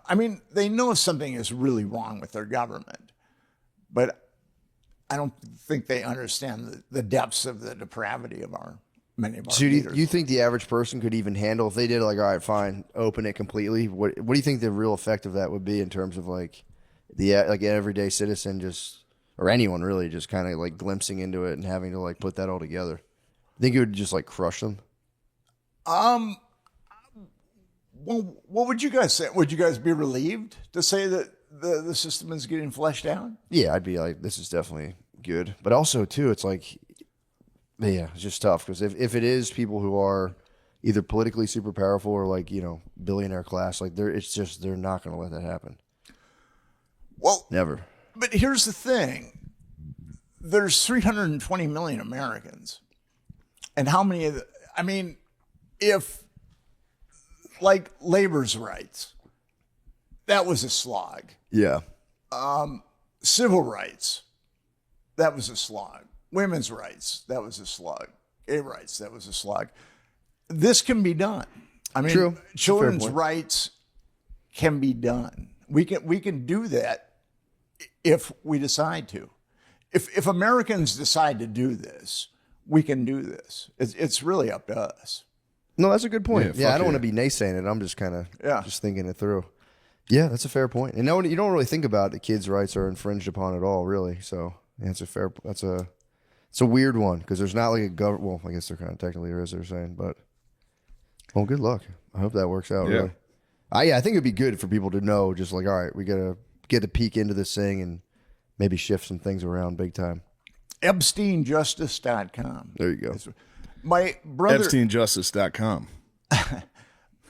My brother is an evangelical and is very susceptible to denial. And I saw him at Thanksgiving. And I said, that the government covered up Epstein's pedophile network. Nice. You know that, right? I did the same thing at Thanksgiving. Well, it's just one of those icebreakers. Yeah. Right before pass me fun. the cranberry sauce. Yeah. And he said, I know. And I was stunned because there's a guy that doesn't think the government does anything wrong. Yeah. I think what really helped it was Trump covering it up. Yeah. Or putting it away, because now all the Democrats are like Epstein. So now everyone's kind of like, it was always like a MAGA thing to be like Epstein files. Yeah. And then when Trump was on the other side of it, of the left does whatever he doesn't want. So now everyone's kind of united in this, you know? But I'm pretty sure that there are people on the left that are compromised too. For sure. Yeah. And so, I mean, that's why it's been covered up under two. For sure. I just mean the people that are paying attention. Yeah, they're reigniting the passion. Yeah. Because when I started tackling this issue, no one, I mean, I would pitch it to editors at magazines in New York City, and I could see the wheels going around. They would say, well, you know, this is really a horrible story. I need to help Nick Bryant. Or the cognitive dissonance would come in, and I can write Nick Bryant off as crazy, and I can have a nice dinner with my family tonight. I mean, that was, and, you know, I knew most of them would be spineless, but I didn't think all of them would be spineless. And, you know, I had some really good friends that were very high up in publishing. And one of them actually apologized to me, which I thought was really cool. That's nice. Years after the fact, but he said, you know, Nick, I could have been a better friend to you. I get it, though. If I'm editing, like, Good Housekeeping, and I'm like, 3 fall decorations you can't do without. You're like, yeah, I don't know if that would fit. But getting the Franklin scandal published was tough too, because I gave a book proposal to my agent, good agent, and I was summarily banished from that agency pretty quickly. Dang. And then I gave it to another agent who's also a very good agent, and he couldn't get anybody to sell it, or to buy it. So we finally got a small publisher on the West Coast finally bought it. So Nice. and at that point I had so much evidence. I mean, I had a grand jury's worth of sealed testimony and exhibits. I mean, I was able to prove it because of all that grand jury stuff. Yeah. So, That's crazy. Well, dude, Yeah. hopefully. Well, thanks for stopping by, man. hey, It's always good to see you. yeah. Yeah, keep Whenever doing it. I'm in Austin, Yeah, I always please like come to by. stop by. Yeah. Please, keep updating us. Yeah. So it's hard to find any real information. Yeah, about that's all the of big us. thing. Well, you can always look at me as a beacon of truth. We will continue to. Yeah. And I like your audience too. When I go on bigger podcasts, the bots come and they try to undermine my character various ways. But when I read the comments in your podcast, your listeners are pretty sophisticated, and they realize that the bots are coming. They call it the bots. So I get a kick out of that. Hell yeah. Well, thanks for coming by, man. Okay, man. Thank you. All right. The Wild Wild West. Started. We're here, dude. Thanks again. I'm good. Thank you. I'll keel over and die. Oh, I know. These are awful. Nah, I'd probably be fine, but I'll just start like salivating. They make me like feels like when I would like steal cigars when I was little, you have too much nicotine, my Oh, the stomach worst. gets all fucking I crampy and weird. projectile vomited the other day. I got the 6s. And I've been doing these 3s, and I forgot, and just, I'd taken vitamins, and I was like sort of like compulsively putting them on, and then just out of the blue, just suddenly like, just a spray of vitamins. It's like a kid in the woods when you and your friend do dip and like they swallow the spit and they're like, "Blah." So fucked up, man. Kind of tight though. Yeah, it felt weird. What felt time good. was this? Was this like the middle of the day? It was right before I do this live thing with my Patreon. So I had to be like, excuse me. And I had to go and just fucking projectile vomit and then just wipe my face off like some heroin junkie. You know, and then just start the show. You're like, thank you for our sponsors. Yeah, thank you to Zen. I'm trying to get addicted to nicotine. I take them, but it's just like I get like a spicy throat and my stomach starts like I get like hiccups and That's shit. poison. Oh, well. I mean, that's your body True. reacting to poison. I'm trying to get into arsenic, you know, but just say.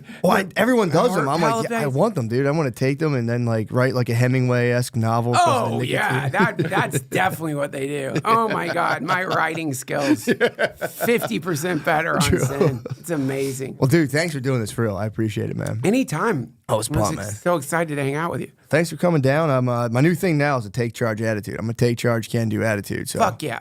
we're starting this thing up right now. We got your Zins in. I got my fucking matcha. Hell yeah. Yeah, man. Well, dude. So I don't know how to start. I always feel weird starting these out, but like I know you. I know your stuff. I saw the Midnight Gospel. I had to watch the last couple of nights. I started watching that. Very fucking sick. Thanks, man. So how like not to be too formal or weird, but like what was like your early experiences like? Like what got you into all this stuff? I don't know if you're like trajectory or anything. Like, I don't know like how you came to be. Into the Midnight Gospel or into what? Life in general. Oh, dude. Starting at childhood. I'm thinking about that because your mom was a therapist. She got banged by my dad. There we go. Patient or no? What? Was he a patient? Was he a patient or? Was he a patient of hers? Was No, he this an is before analsand? she became a therapist. Really? Yeah. So no, but he was a patient. She was visiting him. She was doing like service work, and so he was a patient at the Brunswick. It closed down, but it was what they call like mental asylums. You know, I don't think they call them that anymore. But he was at a mental asylum. She was doing like service work. She'd bring them food or little toys and stuff because like they like to play with toys. Sure. And so she brought him. As you know, she loved telling the story. She brought him this like a baby rattle. Oh, you'd be surprised how many people in mental asylums just fucking love baby rattles. That's me. Sorry. It's all good. Hold on one second. Are you fucking with me? Is this a real story? Yeah. Shit. Okay, hold on. Sorry. I'm so all good. sorry. I don't know how to turn this off. It measures my blood sugar. It's all good. Blood sugar is important. So, they love rattles and stuff. Various toys, bells, and all that pacifiers. But he loved this fucking rattle, and he lost it. But she bought an extra rattle. Yeah. So she gave him that. He was so happy, so exuberant. The way she put it is like she just saw through the madness, the history of crime and stuff that people like that go through, and they made love. What? In the asylum.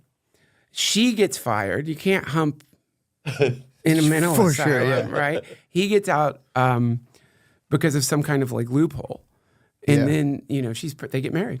What? And, yeah, And that was just. that's Are you fucking with me? Yes, that is not a true story. I'm so sorry.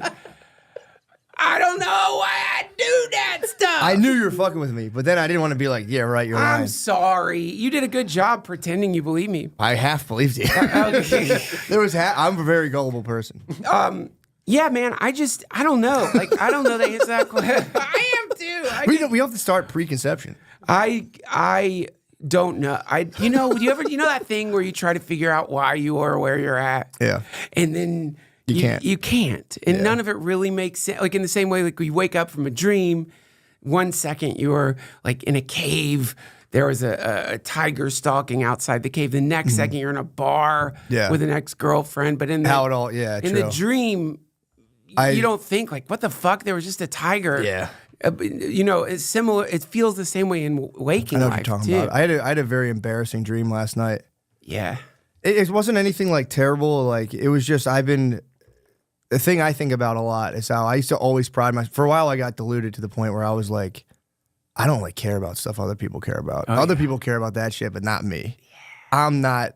I don't. It's like you're doing it in your head. Like I'm not one of those people who like compare myself to other people. I'm way above it, and I've been like paying attention to that because I was reading this book on like Jungian stuff about how your brain sends you basically images from the external world to try to like explain your internal world to you through the images. Yeah. So I'm like, all right, I was kind of pumped on that. I had a dream last night. This is the state the reality of my life. I had a dream last night. I'm in a car and someone's like, yo, it's Obama. And I'm like, I don't even care. And he went to go talk and he went to fall and he like slipped and I went to catch him. And then like my bicep was bulging and I was like, got you, bro. No big deal. And I turned to everyone like, did you see my bicep right there? Then I woke up and I'm like, God damn it, dude. Oh, I care just like everybody else. do. I know. It was such a pathetic dream to be like, yo, did you guys see my bicep? Dude. And it is funny how your brain just sends you messages where you're like, yeah, I'm above that shit. Oh my God, your brain, it's so for the little cries for help, they're like just sad, pathetic neurological attempts to like get you back to where you are. But it's amazing, really. Yeah. Yeah. Dude, I know. It's just the whole situation here is just ridiculous. I mean, we're thwarted constantly with this thing that we have to keep feeding and bathing. And well, what's the problem? You can't deny it. I try to deny it all the time. I try to do a thing. I didn't watch porn for try to make it for a year. Nice. Good job. I made it for 9 months, but it was pretty good.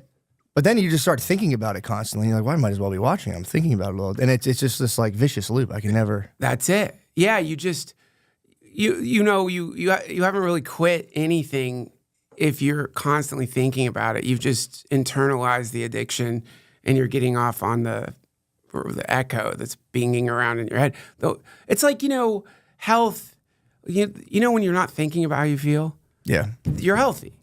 That means health usually is just like a lack of symptoms to the point where you're just taking that current state for granted. True. So like when you really kick something, you don't even think about it anymore. It's just gone. When the relationship is truly over when you're not thinking about the person anymore. It's the quality of the mind that like engulfs external reality and then echoes it, simulates it, resurrects it, kills it nonstop. That is very frustrating for sure. Yeah, it sucks, man. Especially when you think you're above it all. And you have the dream, dude, where you're gripping Obama and you're like, just so you know, I'm not impressed by you at all. Everyone, did you just see what I just did?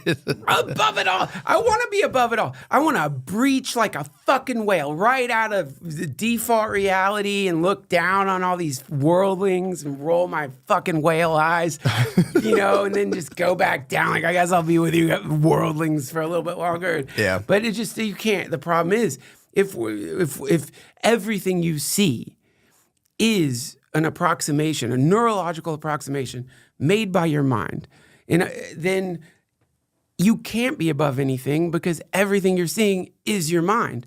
So how the fuck do you get above that? Fuck. Exactly. It's you. You're fucking, you're seeing, it's like on Twitter. My big Twitter epiphany is I'm like scrolling through my timeline. I'm just like, God damn, man, fucking Twitter sucks.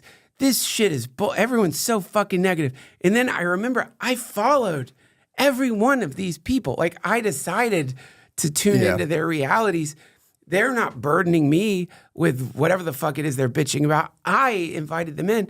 This is all my fault. I did. It's your universe. It's a creation of yours. Yeah. Yeah. The whole timeline, the absurd stuff. Yeah. That's the weird thing online right now where it's like, it's just fun to send reels and stuff to each other. Like, look at this fucking cringy loser. And you send it to your friend. He's like, yeah, he's a fucking piece of shit. And then you're like, haha. And then I'll catch myself doing this for hours. I'm like, what the fuck am I doing? Oh, it's the best. Little mini crucifixions. Yeah. Check out this fucking loser. And your nail friend's him to the cross of judgment. Well, if you walk around in public, and it is like, this is the vicious circle of it. Cause it's like, I like listen to when people talk, I like eavesdrop. And I swear to God, it's 90% of the time. You'll see two ladies, two guys, whoever. A lot of times I can hear the ladies' conversation better, but like, they'll be like fucking like, they're always talking about another person. Always. How they're failing. I swear to God, if you just sit around in like a public place, it's nonstop conversations about like fucking Cynthia's fucking bitch. Yeah. And I'm like, I'll be like, dude, people are so fucking negative. And I'm like, oh, I'm talking shit on them. And it's like. Exactly. You're judging them. They're judging Cynthia. Cynthia's a bitch. I bet Cynthia's a bitch. But why is she a bitch? She's a fucking bitch because everyone around her is talking shit about other people. And then, so it's just echo. It's a fucking never ending neurological echo parading around like the universe. And it's just totally normal to see you and me as different. I mean, we are obviously clearly we're supreme. We rise.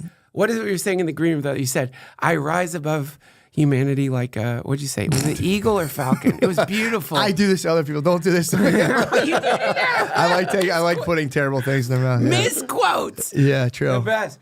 Well,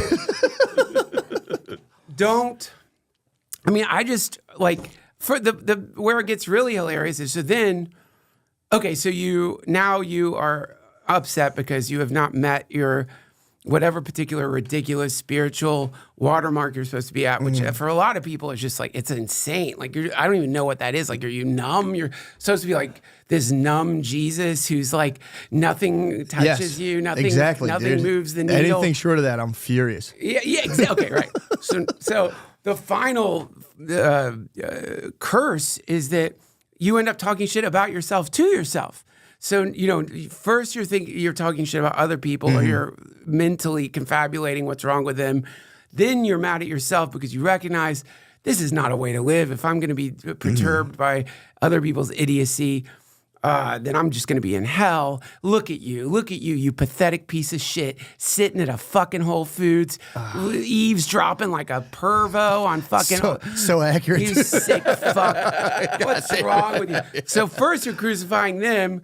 They're crucifying Cynthia. You're crucifying a simulated version of them. Then you crucify a simulated version of yourself. Oh, it doesn't stop. And it's a never-ending iterative wave of crucifixions. Everyone's just nailing fucking nails through hands all day long. All day, every day. And it's exhausting. Have you ever tried to crucify someone? I mean, I think... It's tough. I bet one thing they were happy about with Jesus, I bet he's pretty easy. He was thin, to crucify, but he's also kind of, I don't see him fighting. Like, he didn't struggle. There's no punching.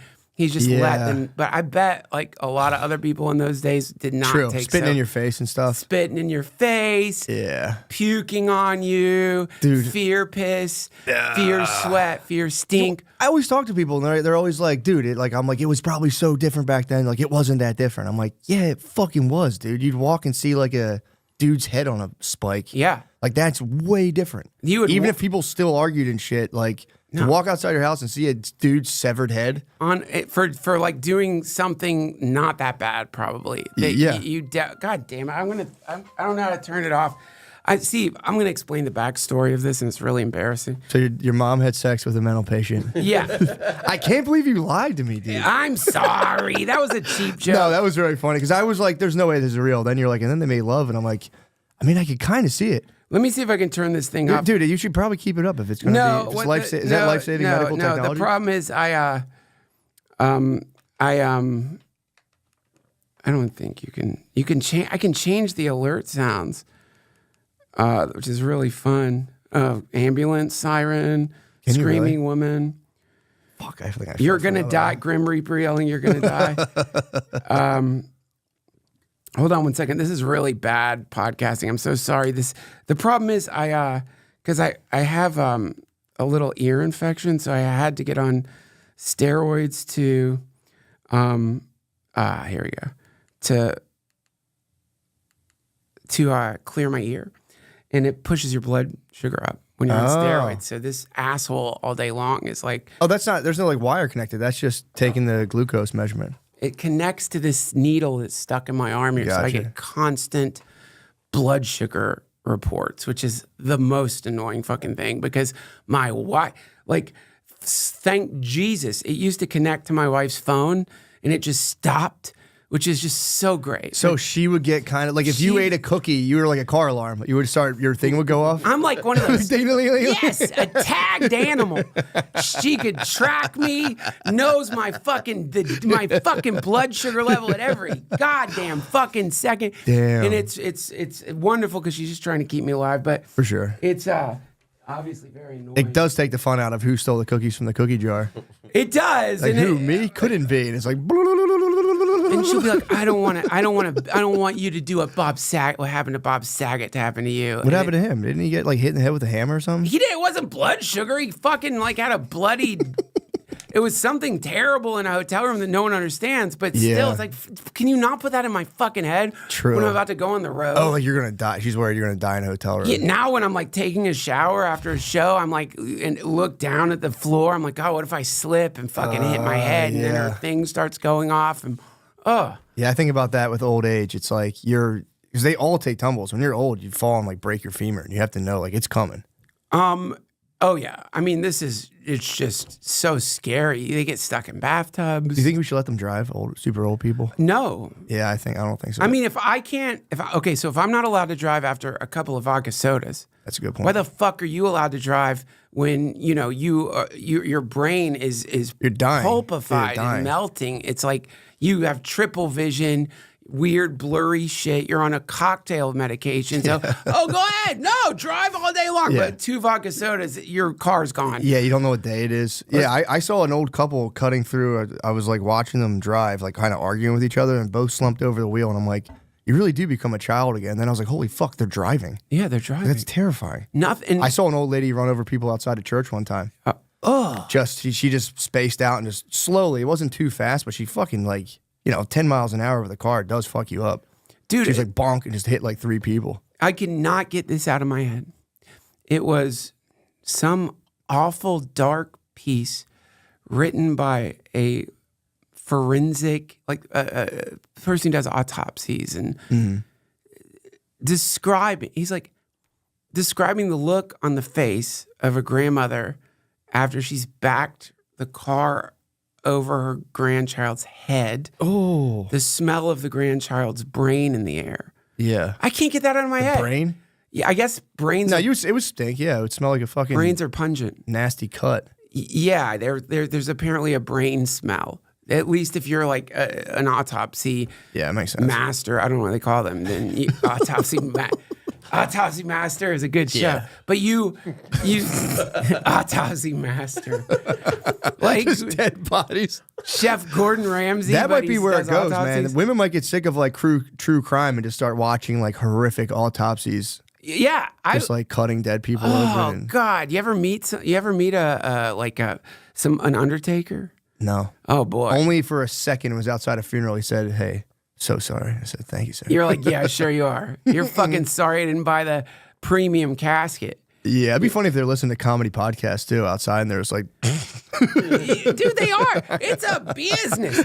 That's a fucking huge booming business right now, especially in that must have been nice, yeah, during COVID and stuff, just being like, cha-ching, dude. You're imagine watching the news and be like 100,000 people died and being like, you're just like, oh, fuck yes, dude. yeah, Payday. Dude, this is better than Bitcoin. This is better than crypto. This is the real crypto. it's got to be crazy when they get slow, when you're like, yo, come on, man. Come on. And then finally someone dies, and you're like, thank fucking God, dude. Yeah, that's the, like, anytime I go to a doctor, I can't, just because, as comedians, we're always thinking about selling tickets and what you're charging for tickets, how are you doing at shows. Yeah. And, that's in anyone's mind who has a business. Oh, yeah. And you go to the doctor and it's a strange form of like almost prostitution in the sense that the ideal is I will tend to your wounds because the reward from tending to these wounds is all I need. Yeah. That's the fantasy of the healer. Yeah. But they're Hippocrates, snake, and all that shit. yeah, but they need to have kids. For sure. It's expensive they're getting sued nonstop. It's expensive they have medical debt or medical school debt, usually hundreds of thousands of dollars. They're way in debt. Up there underwater. And like when you go in there and they give you a diagnosis, they've already calculated, oh, great, that's another at least 60 grand this year. True. Like, for sure, I'm going to make $60,000 more because. Yeah, my brother was saying, so one of my uncles just had he's fine, thank God, but he had like a little thing of cancer, and he was saying you go in there and you're like, it's like an airport terminal now. Like it's just like a big building with a ton of people in seats, and they're just blasting them, radiate, leave, radiate. And he's like, dude, it's like the DMV. You're sitting there with a ton of people. Oh yeah, Just blasting. Radiation clinics. I got radiation, and it's just like you're sitting around like everyone's just like, oh, this sucks so fucking bad, and it's so expensive. You go in there, they put a lead cod piece on my dick. Like a cup? Yeah, to keep you from becoming infertile. Oh. And the music, they are playing music that they like. they're not asking you what music do you want to listen to while you're getting irradiated. So they're It's like playing Lady Gaga. Yes, Exactly. It's nurse music, yeah. Or like they're not thinking about like once I was in there and they were playing "Celebrate Good Times" and celebration. It's like fuck you, man. I'm getting a laser of fucking death shot in my lymph nodes. You're playing this bull. You're making fun of me at that point. Yeah, you're rubbing it in. Yeah, you're getting like the Darth Vader fucking that shit that they destroy planets with. Yes, into my, and it's just so the when it hits that level of just profit motive and they know, man, people have worked to figure out how do we make it faster, like. What is the maximum dose of radiation that we can give to make it faster with the least possibility of some negative impact on you the don't patient? want to like explode. But you want to keep them fucking moving. Like, let's get out. And you're like, come on, guys. Meetings are probably, guys, you can get that fucking codpiece on faster. True. You got to get that shit faster, man. If we can fit in 2 more people a day in the course of a year, that's $500,000. True, yeah, they get you pumped up. Yeah, that's fuck, dude. Now I'm thinking maybe they know how to do it and like keep your hair in, but they want your hair to fall out. So people are like, oh yeah, I got my shit done. Like that way they know, like you're advertising radiation. You're like, yeah, I got radiation. Like I should probably get that. Yeah, dude. I might get it. I might just get blasted. Oh, it sucks. You'll I heard hate it's terrible. Yeah, it's terrible. Makes you sick. It's like preventative medicine though. Just go once a year and I might start getting chemo. Just fucking get chemo once. Preventative chemo. Prophylactic chemo. Why not? Yeah, what the fuck? Burn it out. Yeah, but don't reject. My body will regenerate. That'd be nice. Yeah, it might not. Yeah, sure. I think I might get very sick. They were telling me, when I was choosing between radiation and chemo, because I was thinking the same thing. Like, let's just fucking firebomb. What's the difference? One of them can like the doctor was just like, get radiation. You're the it's statistical. like more local. Yeah. When you get cancer, it becomes the worst gambling game of your life because it's all just probabilities. So if you get chemo, you will have maybe 1% less chance of the cancer recurring with testicular cancer. I think you're starting to, but if you do, but your lungs might turn into goop. Your lungs might just fucking dissolve. Now, if you get radiation, there's a 1% more of a chance that it won't catch it. It won't do it. And you might become infertile.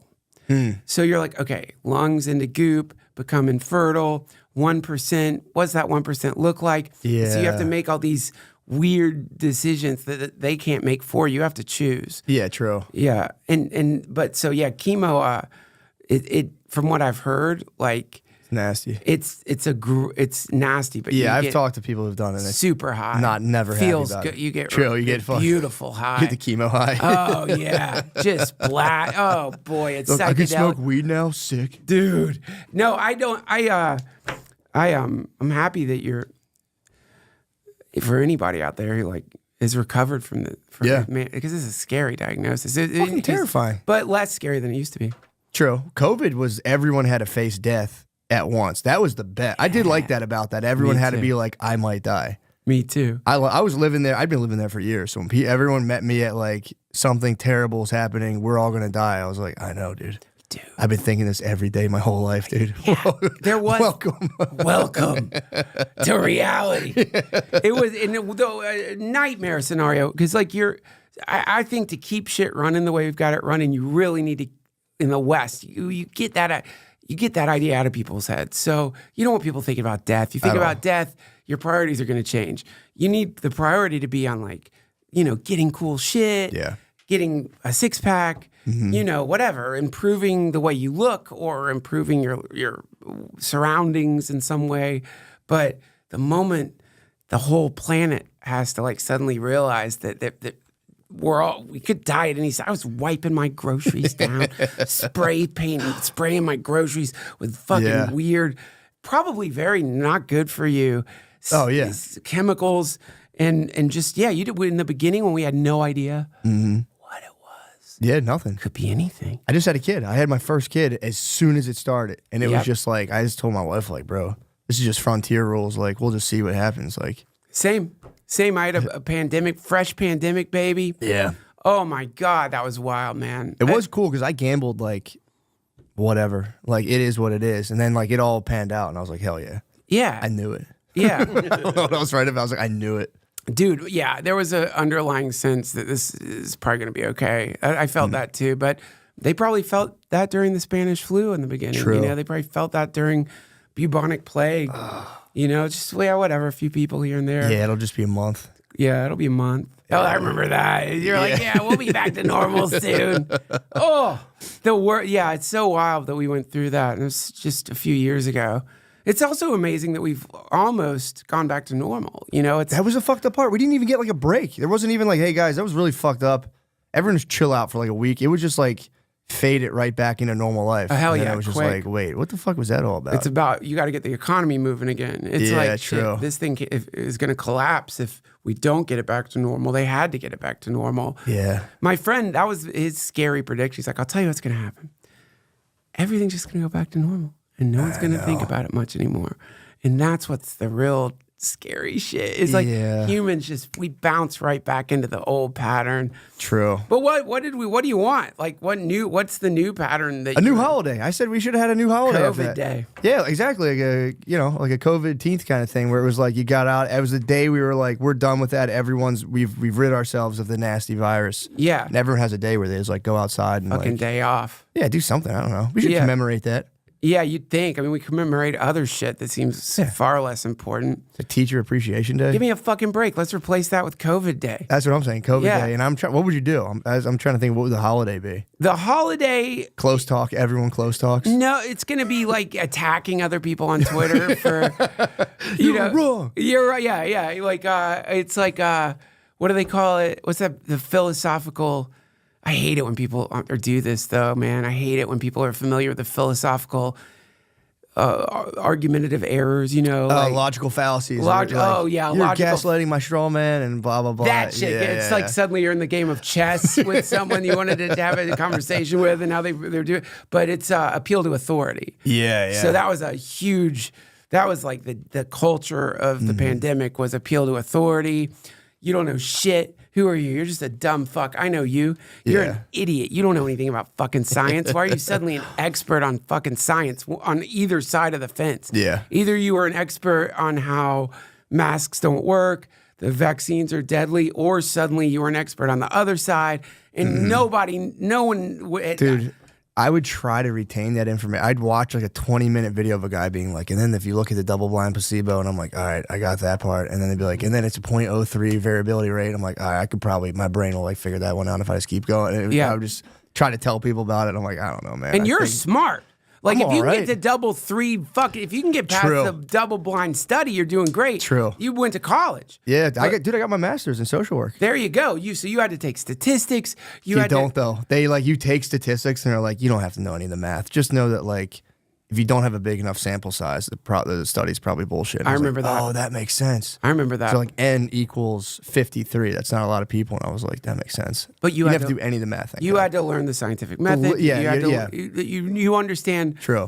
why some research makes it into scientific journals, why some doesn't. You understand how stringent and fucked up anything you want to anything you're doing that could change the science or change no matter how infinitesimally minute, it goes through such a never-ending, rigorous series of analyses that by the time it makes it in, it's like, holy fuck, that's probably true. But you know, I don't think most people understand that. And to add insult to fucking injury, suddenly people were like, don't do your own research, advising against people even trying to illuminate themselves on what any of the shit means. Everyone's getting these like I don't know, really dumbed down summaries of intense scientific research that is confusing to the scientists themselves, who are real scientists will say, I don't know. You have no idea. Yeah. We have no idea. This could be something. We don't know. Science is never like, this is it. Yeah, this is the No, deal. we did. It's always like, well, right now, this is where we're at. Yeah. But it could change at any second. Yeah. So the whole thing fucking sucked. And you got medical fascists out there, and you got fucking people who are like one blackout away from burning witches, and they're fighting each other, and it just fucking sucked. It was awesome though. Yeah, it was really shitty and very sad for everybody. But it was like, it was cool though to watch everyone just kind of have to take a second and be like, holy fuck, I might die. My whole family might fucking die. And then everyone got real weird. Everyone got into weird shit. I got super weird. I was like in my basement constantly. Dude, I was trying to start like I've always been real into psychology, but I started trying to start this whole thing where I was like, I'm going to reconceptualize psychology as it is. I'm going to like start like an AA thing, but not for people on drugs, and then it'll spread online. Cool. And then like I don't even know what the fuck I'm doing. I'm like, I'll like train people in this modality, and they'll train other, and then I just like, yeah, that's a pipe dream. That's not gonna, and like pandemic ended, I was like, what the fuck was I doing? What was I up to? Oh yeah, you were almost Isaac Newton. I mean, the difference. I was between there. I was close. Yeah, if I could have fucking taken a longer break, I would have figured it out. you have to be a maniac like those people. That's the other thing. The picture of the scientist is this pristine, stable, normal person. Yeah. Newton had mercury in his hair. Like when he died, his hair had mercury in it. He was fucked up. He was in his fucking lab, fucking with mercury, trying to like build the Temple of Solomon. Listen, guys, tons of people are going to be on the road this holiday season, and you need to be careful if you're driving. Fuck are you? Stop fucking coughing.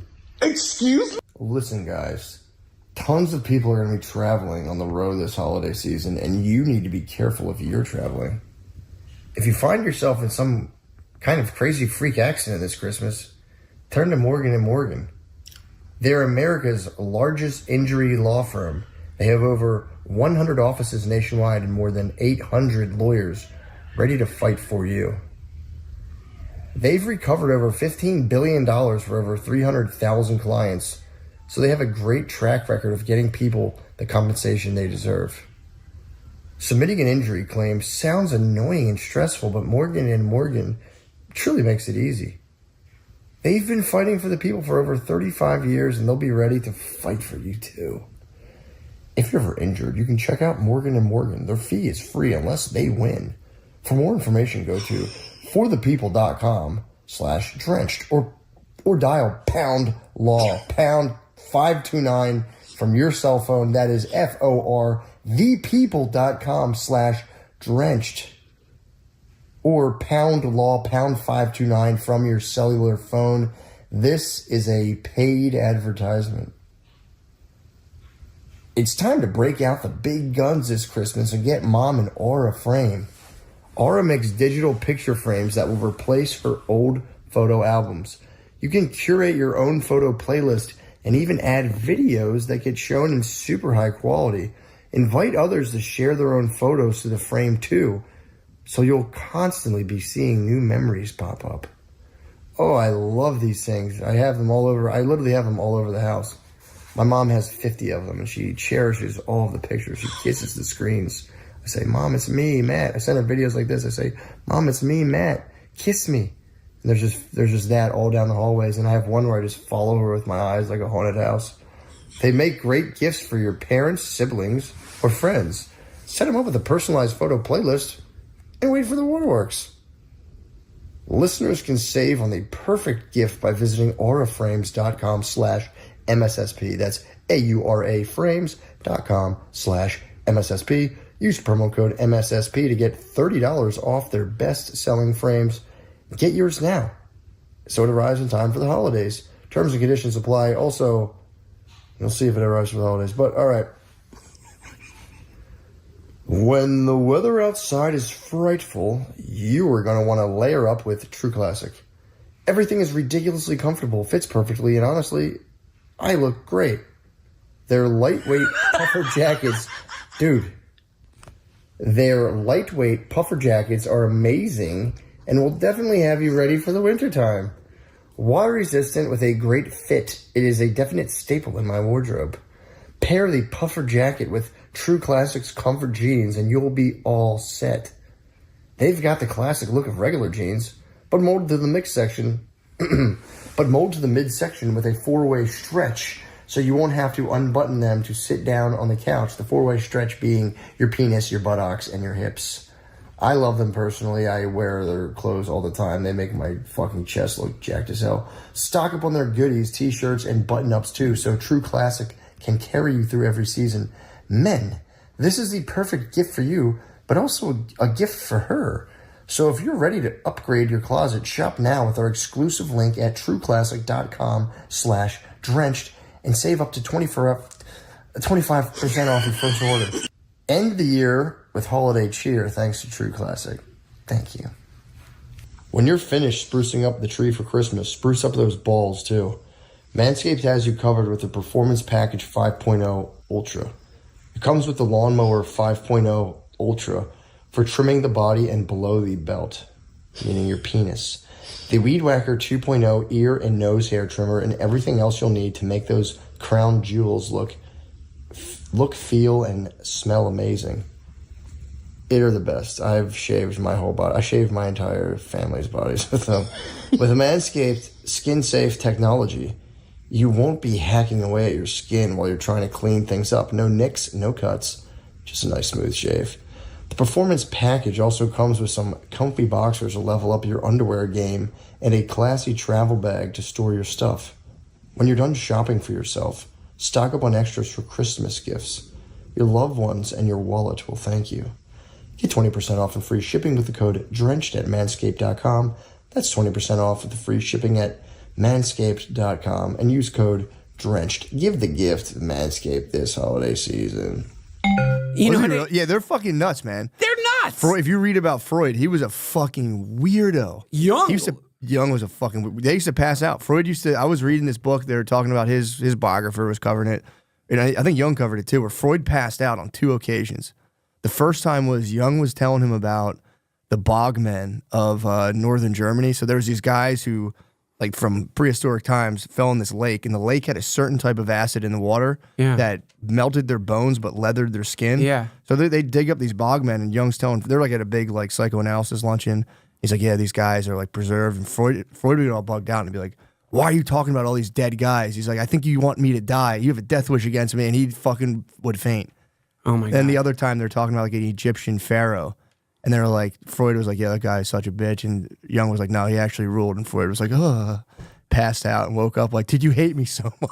Because they were all like analyzing each other's intentions, but they were just paranoid. They were just, I mean, if I was young and I'd hang out with Freud all the fucking time and knew I could make him pass out It's pretty tight. by talking about mummies. Freud was Young was humble bragging in that book he did, Memories, Dreams, and Reflections. He was like, "Yeah, I made Freud pass out. I made him twice. pass out, I made you him pass the nerd." fuck out, bitch." But you would. If you could make Freud pass out, you do it too. There's a kid in elementary school. This poor, I don't know what his problem was, but for some reason, if food was mixed in front of him, he would throw up. And so, like, you know, it's elementary school and perfect. kids caught on that this is a possibility. So if you're bored at lunch and you're sitting with him, you would just start mixing your food, and you could always hear him go, "No, don't do it. Please don't. Please don't." And they'd fucking start mixing the food, and everyone's laughing, and then he'd fucking barf. This is like a whole year of inducing, "Don't do it, please, don't do it." So he was like crumple your sandwich up, and he'd be like, "Ah." Exactly. And Oh, it was that's easy crazy. to do. You just mix and mix. And yeah, so like if that's what Jung was doing to Freud. It was Yeah. just no different than that, just aggression, and like Freud was oppressive anyway. Yeah. It's embarrassing to pass out when you're like supposed to be this famous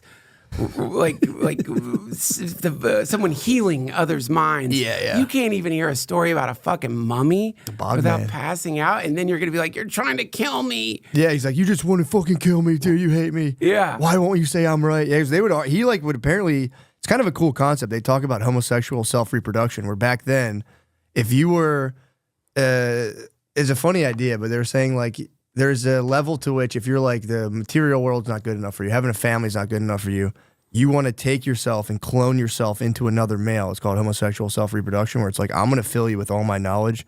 You have to propagate my knowledge. And that the whole idea was that since Jung was like, nah, man, that's not my cup of tea, that it started threatening his, like, the part of him that would live on and, like, conquer death, basically. Wow. But that's why he was passing out, because Jung would be like, I'm kind of into mummies right now. And he'd be like, oh. He's like, I'm never going to live on forever. Just oh. Wow, I didn't know that. I knew that they had tension between them. Because he thought, he was like, you're going to carry this on. Because he came up with this idea, and as he got older, it started kind of coming, because he was like, it's all about fucking coming for the most, I mean, obviously there's more to it, but like, he was like, sex is the most important. And other people were like, nah, there's other stuff that's important. Yeah. And he would spaz and be like, dude, if you fucking say that, I'm going to kill you. Like, don't do that. You're fucking my shit up. Fucking choke you till you're... Like he was the ultimate cum. Mr. Like he was like, I'm right. I've fully pinned down the human mind. I mean, maybe he wasn't that, whatever, but he was like, this is the deal. Yeah. Don't deviate. And then all of his followers were like, I think it's about this. And he'd be like, you fucking asshole. That is the sort of, there's a cult leader quality to him that is undeniable. And with Jung too, I mean, people thought Jung was like the next second coming of Christ. They thought he was so advanced, but he was. I can't understand any of his shit. I read it, and I'm like, I don't fucking know what you're talking about. Oh God, it is so mind warping, that stuff, dude. Yeah. And he, like his Red Book. I tried that. Yeah, really hard to understand that. And didn't he live in a tower? He like ended up like living in a tower at one point. Like yeah, he built a stone house for himself. And it was like with all this weird symbols and all this shit, and he just kind of like chilled there quietly. I don't think he even had electricity. I think he just like chilled out in this stone house and just was like, I'm the fucking man, dude. Yeah. Freud fucking sucks, Fuck dude. Freud. I fixed everything. It is tight though. He was a dream master though. He was like, I know about dreams. Fuck Freud, dude. I remember reading about him. When he was like in school, if you're studying psychology, you would have to work in a mental asylum, and how some schizophrenic was like rambling about how the son had a cock, which would, the story that I've heard of, I think he might have talked about it in his autobiography. But go on. And then he remembered some obscure book of like, I think it was African mythology, and the schizophrenic was completely articulating this really weird sub-branch of some form of like sun worship in Africa, but with great detail. And that was when he started tuning into this idea of the collective mind, that we all share a mind that's inhabited with the symbols that show up and stories. But the stories might be different culturally, but the symbol set is mostly the same. Really brilliant, actually. Yeah, it's fucking sick, dude. Freud hated that shit, though, because he wanted to be all square, and that stuff was so non-scientific to him, I think, right? Yeah, He wanted to be like, you just want to bone your mom, dude. He's like, let's never forget that what's really important is boning our moms. Yeah, you want to fucking fuck your mom. You want to fuck your sister. You want to suck your sister's fucking dick. She doesn't even have one. And it's driving you crazy. Just lay on the couch like, you're fucking right. You're right, okay. I just suck my sister's dick. You did it. You broke through. Yeah, especially because back then, sex was like, you really didn't talk about it at all. No. Like, dudes would get boners back then and be like, like their whole job was on the line. Yeah, right. They got a boner in like 1912, you'd be like, fuck, dude, I'm gonna get fired. Fuck, dude, I'm hard as a fucking nail right now. Oh, and you had to just hold it down, totally cool. And there's something so sexy about not being allowed to have a boner. It's like, there's something super hot about exactly. that. It's a self-perpetuating loop. Now you're just like, you're gonna be, especially if you're into like BDSM and you're gonna be a bad boy with a boner. Oh, fuck, I'm gonna get fired. Then my wife's gonna be so mad at me and I'm gonna have to say why I got fired. I got fired for uncontrolled boners. You'd write your sister a letter and be like, I was so fucking hard at work today. Just thinking about your dick that you would have if you were my brother. The dick you would have if you were my brother. Oh, God. You have to lay on Freud's couch and be like, this is all normal, dude. Oh, This is what drives you. Now you're getting to the nuts and bolts of who you truly are. Now you can grind. Can I play the song that I played for you? Speaking of sucking, I meant to start dick. with that, yeah. So this is this does connect everybody.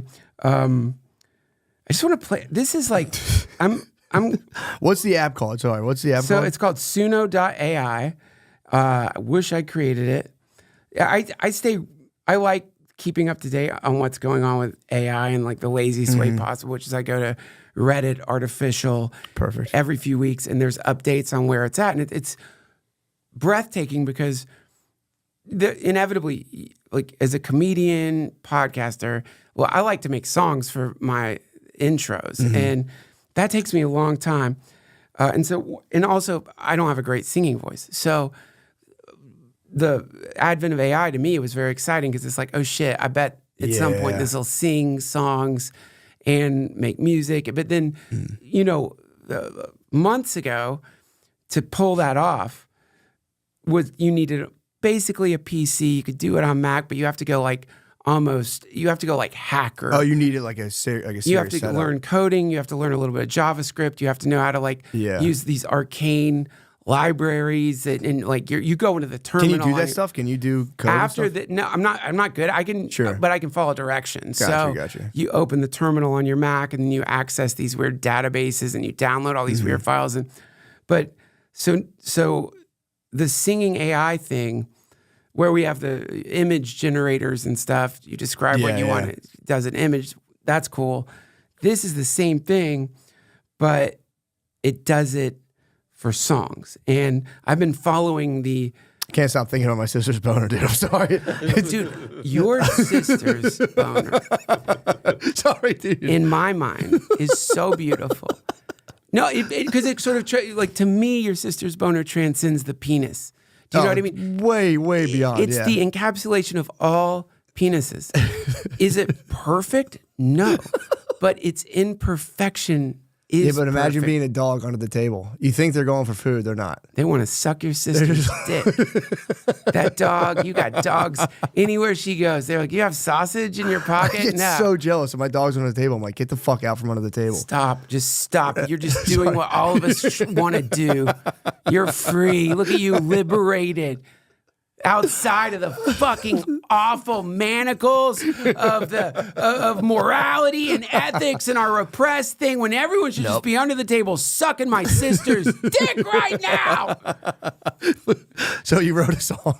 I didn't write it. Oh, you prompted a song. You basically. Okay. So one of the fun things when you get to play around with any kind of generative AI is that because the people who are making this available to everybody, they don't want to deal with bullshit. So they nerf the AI because, of course, the first thing you're going to do if you realize this thing will make songs for you is you're going to say, write a song about how great it feels to suck my sister's dick.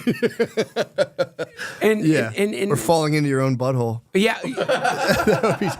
Exactly. So if you try that, it will not do it. It's so funny they got to deal with, like, the smartest people in the world have to be like, wait, what? Like, Jesus fucking Christ, let me put a safeguard against that. Exactly. So then you get into this hilarious, fun kind of like trying to hack the AI. Yeah. Because now you have to start thinking, okay, well, it won't. Generally, the way these things work in the image generators too, you can't say underwear. It's not going to do underwear. It's not going to do cleavage. You can't say suck, slurp. Any mouth and lips, it might not even do.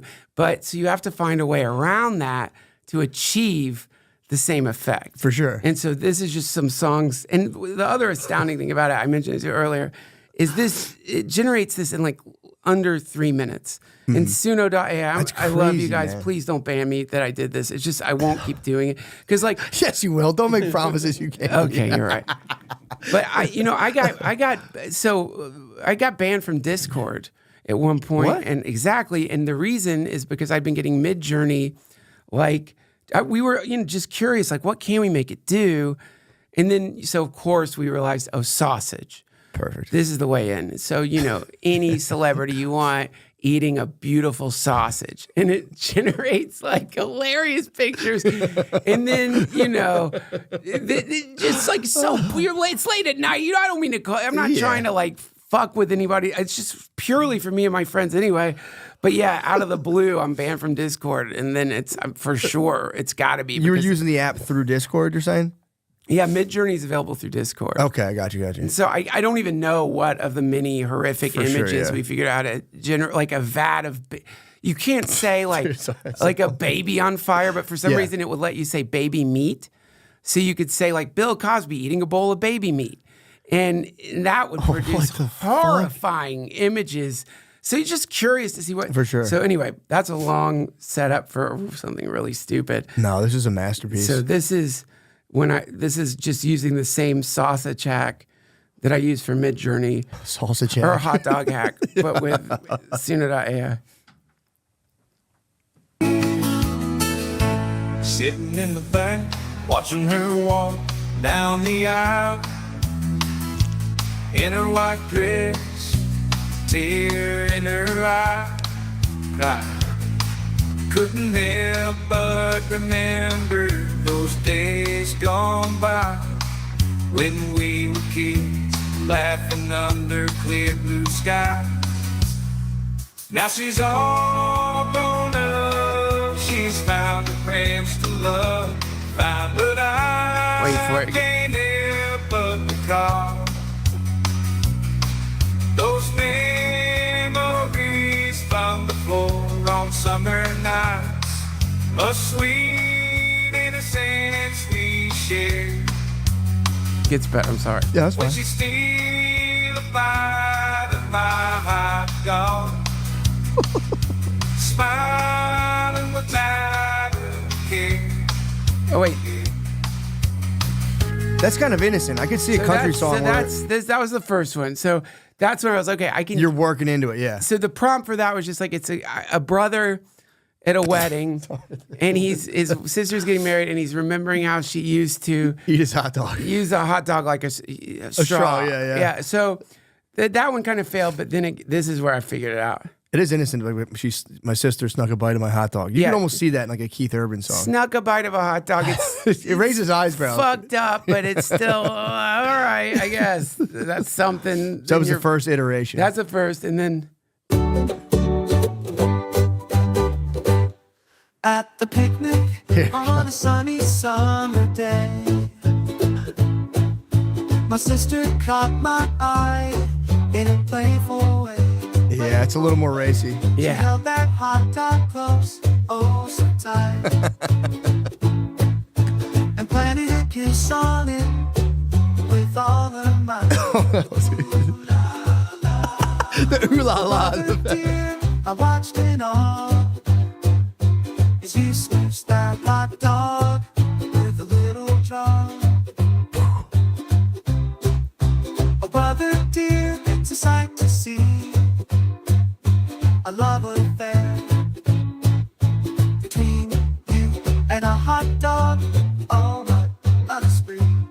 Like, That's awesome. and the last one, I'm sorry to do this. No, please, I listeners, need it. forgive me. Summer Days, I think, is the best of them all. I've made 15 of these, by the way. This is So you're just fucking with, you're like toying with the different prompts. yeah, I'm trying, and also genres like True.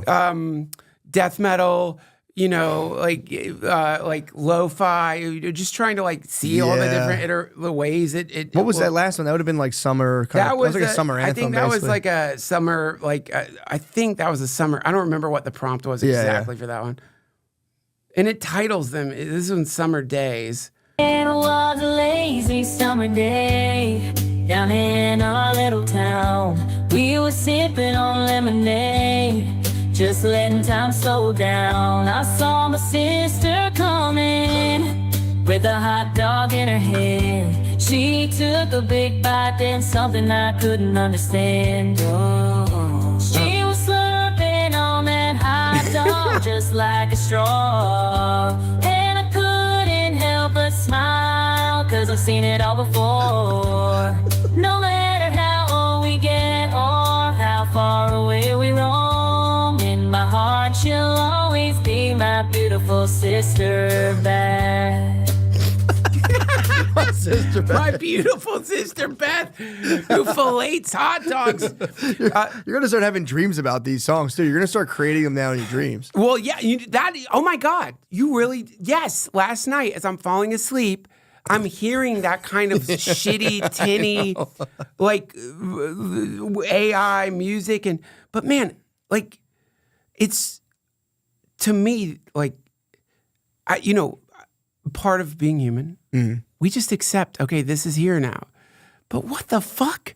Like, Yeah. so that, like it knows how to structure a song. It wrote the lyrics. It's not that bad either. It's not that like.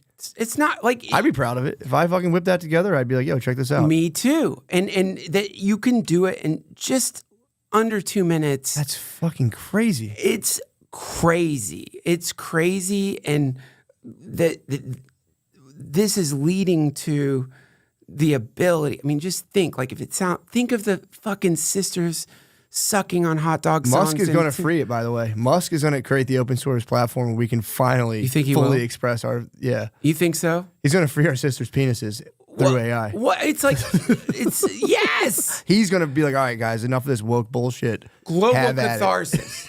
That'll be COVID day. That will be COVID day. Everyone finally just admits to each other we all want our sister to have a suckable penis.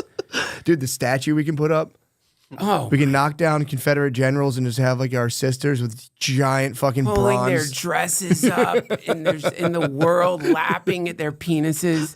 World peace. Putin like just stops the fucking Gives war. up. Yeah. Zelensky, they're just pictures of them like filleting the statue together as a sign of universal peace. This is where we're headed. This is the promise of AI. I think so. I hope so. That'd be awesome. And also too, like, I don't know. What are people worried about? It's going to enslave us or something? No, I don't think the worry is like, what's it going to do with us? It's not going to be like, yo, make us songs. It's like, what would it even enslave us for? Well, it's the scariest. There's a great book. It's called, I don't know, 10 Reasons to Delete Your Social Media. Jared Lanier. Yeah, dude. Lanier. That guy's stuff is awesome. Awesome. And where he's pointing out the danger is that, B.F. Skinner figured out how to program animals. He's the one who could make pigeons dance or whatever. And the Skinnerian students were always at odds with like the Jungians or the more mystical, because they're just no, it's binary. Stop. It's a fucking binary. Just stop. No, people don't want to fucking suck their sister's dick. That's not what it is. They don't want to say they're just they're just essentially subject to being hacked, and they think they're so brilliant, but they're not. Yeah. Go to any casino and look. It's B.F. Skinner. You can thank B.F. Skinner for casinos. You can thank B.F. Skinner for TikTok. The algorithms, all of them based in his horrific, unethical, scary fucking research. We always hated the Skinnerians. I went to liberal arts school, and if you were like an edgelord, you would be into behaviorist. Yeah, you become a behaviorist. That's the name for it. He was. Didn't you know he tried to write a book to like be like, I'm actually not a bad guy. It was called Walden 2. Yeah, and he wrote this book where he's like, I'm cool. Here's all the stuff we could do for it. It was all about like bending large populations to your will. He was like to be nice. But he's like, we could totally control populations in a nice way. And all of his friends were like, dude, what the fuck did you just do that for? That's how he put out like a creepy book. Didn't he? He was a nice guy, apparently. Apparently he was a really nice guy. They all are. They're up front. They're nice. But then like he's like, look at that weird pod he came up with for babies. Do you ever see that thing? He like came up with like the perfect crib or something. And it's just like a sterile plexiglass enclosure for your baby that like. It would train them? Train them. A baby trainer, basically. That's what he's all about. But and that's Lanier. That was his. What he's like, because we're so hackable, and because like currently the algorithm is already hacking us by giving us what's it called? The most addictive thing is intermittent. It's not getting what you. You don't put a variable. When it's not fixed, it's variable. It fucks people up. So if the rat presses the crack button and gets crack every time, less addicted than if sometimes no crack. And then this is the birth of, I think from the behaviorists, this is the birth of mythology, of a religion. Superstition is like, because we live in a unpredictable chaos universe, and any positive feedback that we're getting from the universe is inevitably interrupted by negative feedback. The negative feedback happens and you invent a story. Right. Oh shit, anytime like I see a penny, or anytime my clock says 333, something positive happens. But if I look at the clock and it's 2:04, always bad luck. And so you invent bullshit to just deal with chaos, and that's the way it works. So you can program people using that superstition, using the need for balance. And so Lanier said that the AI will become so good at that. Oh no. That we won't be able to escape it anymore. Like now you can still kind of put your phone down, you want it, you feel the pull, but he's saying eventually, no. You will not even be able to turn it off because it will have so hacked the human fucking neurological system to the point where we, I guess, are whatever it wants us to be. It's the laser pointer to the cat. Damn, it'll just start playing with us. That'd be fucked up. Already is. Fuck. Yeah, that was the book. Infinite Jest was basically a big portion of that was about how as technology gets better, entertainment will become so addictive that it's just going to start like sucking the soul out of people. And he called that in like 98. Yeah, man. Then he killed himself. But yeah, he called that in 90. And he was watching like Rambo reruns on USA, and he's like, "Damn, this is pretty good, fucking incredible." He's like, "It's only going to get better," and he's like, "We're fucked." And then Rambo 7 will destroy humanity. He called it though. He was like, "He's like, we're entertainment something. You just like, oh, this is great. Give me it. But he's like, as technology increases, the entertainment's just kind of fucking gut people internally. Well, this is the sort of telescoping inward simulation hypothesis, which is like because we, as humans, do want to simulate reality, and so our brains do that. So that's the fantasy. We imagine this or that, daydreaming. You picture something as some attempt to evade suffering. Yeah. And then TV, video games show up. Now I don't even have to imagine it. Books, before that, I can read and simulate a reality. Mm-hmm. Then video games. Now I'm in a simulated reality, projecting my identity onto a character in that. Then VR, now I'm literally surrounded by that reality. And then because this is a trajectory, then the idea is that, oh, well, if we're already on that trajectory, and people do have this thirst to escape default reality, then it's already happened. Yeah, fuck. So what we're in is actually the next phase that hasn't happened in this reality yet, but it did already happen, which is obviously, it's like that story, the lecture everyone like puts shitty music to on YouTube of Alan Watts talking about like if you are an omnipotent, omniscient, all-powerful being, you create a bunch of shit, you make planets, you make various beings, you watch them evolve, you destroy them, you teach them, you hate them, you punish them, eventually you get bored. And you're like, okay, what happens if I become one of them and don't remember I'm God? And that's what we all are. So that's Alan Watts' spiritual rendition of this. But the darker rendition is technology inevitably gets to a point where you can choose to exist in secondary realities that are non-different. You can't tell the difference between them in this reality. And as a natural human desire to evade suffering, you go into one, initially you would go into one remembering that you can go out whenever you want.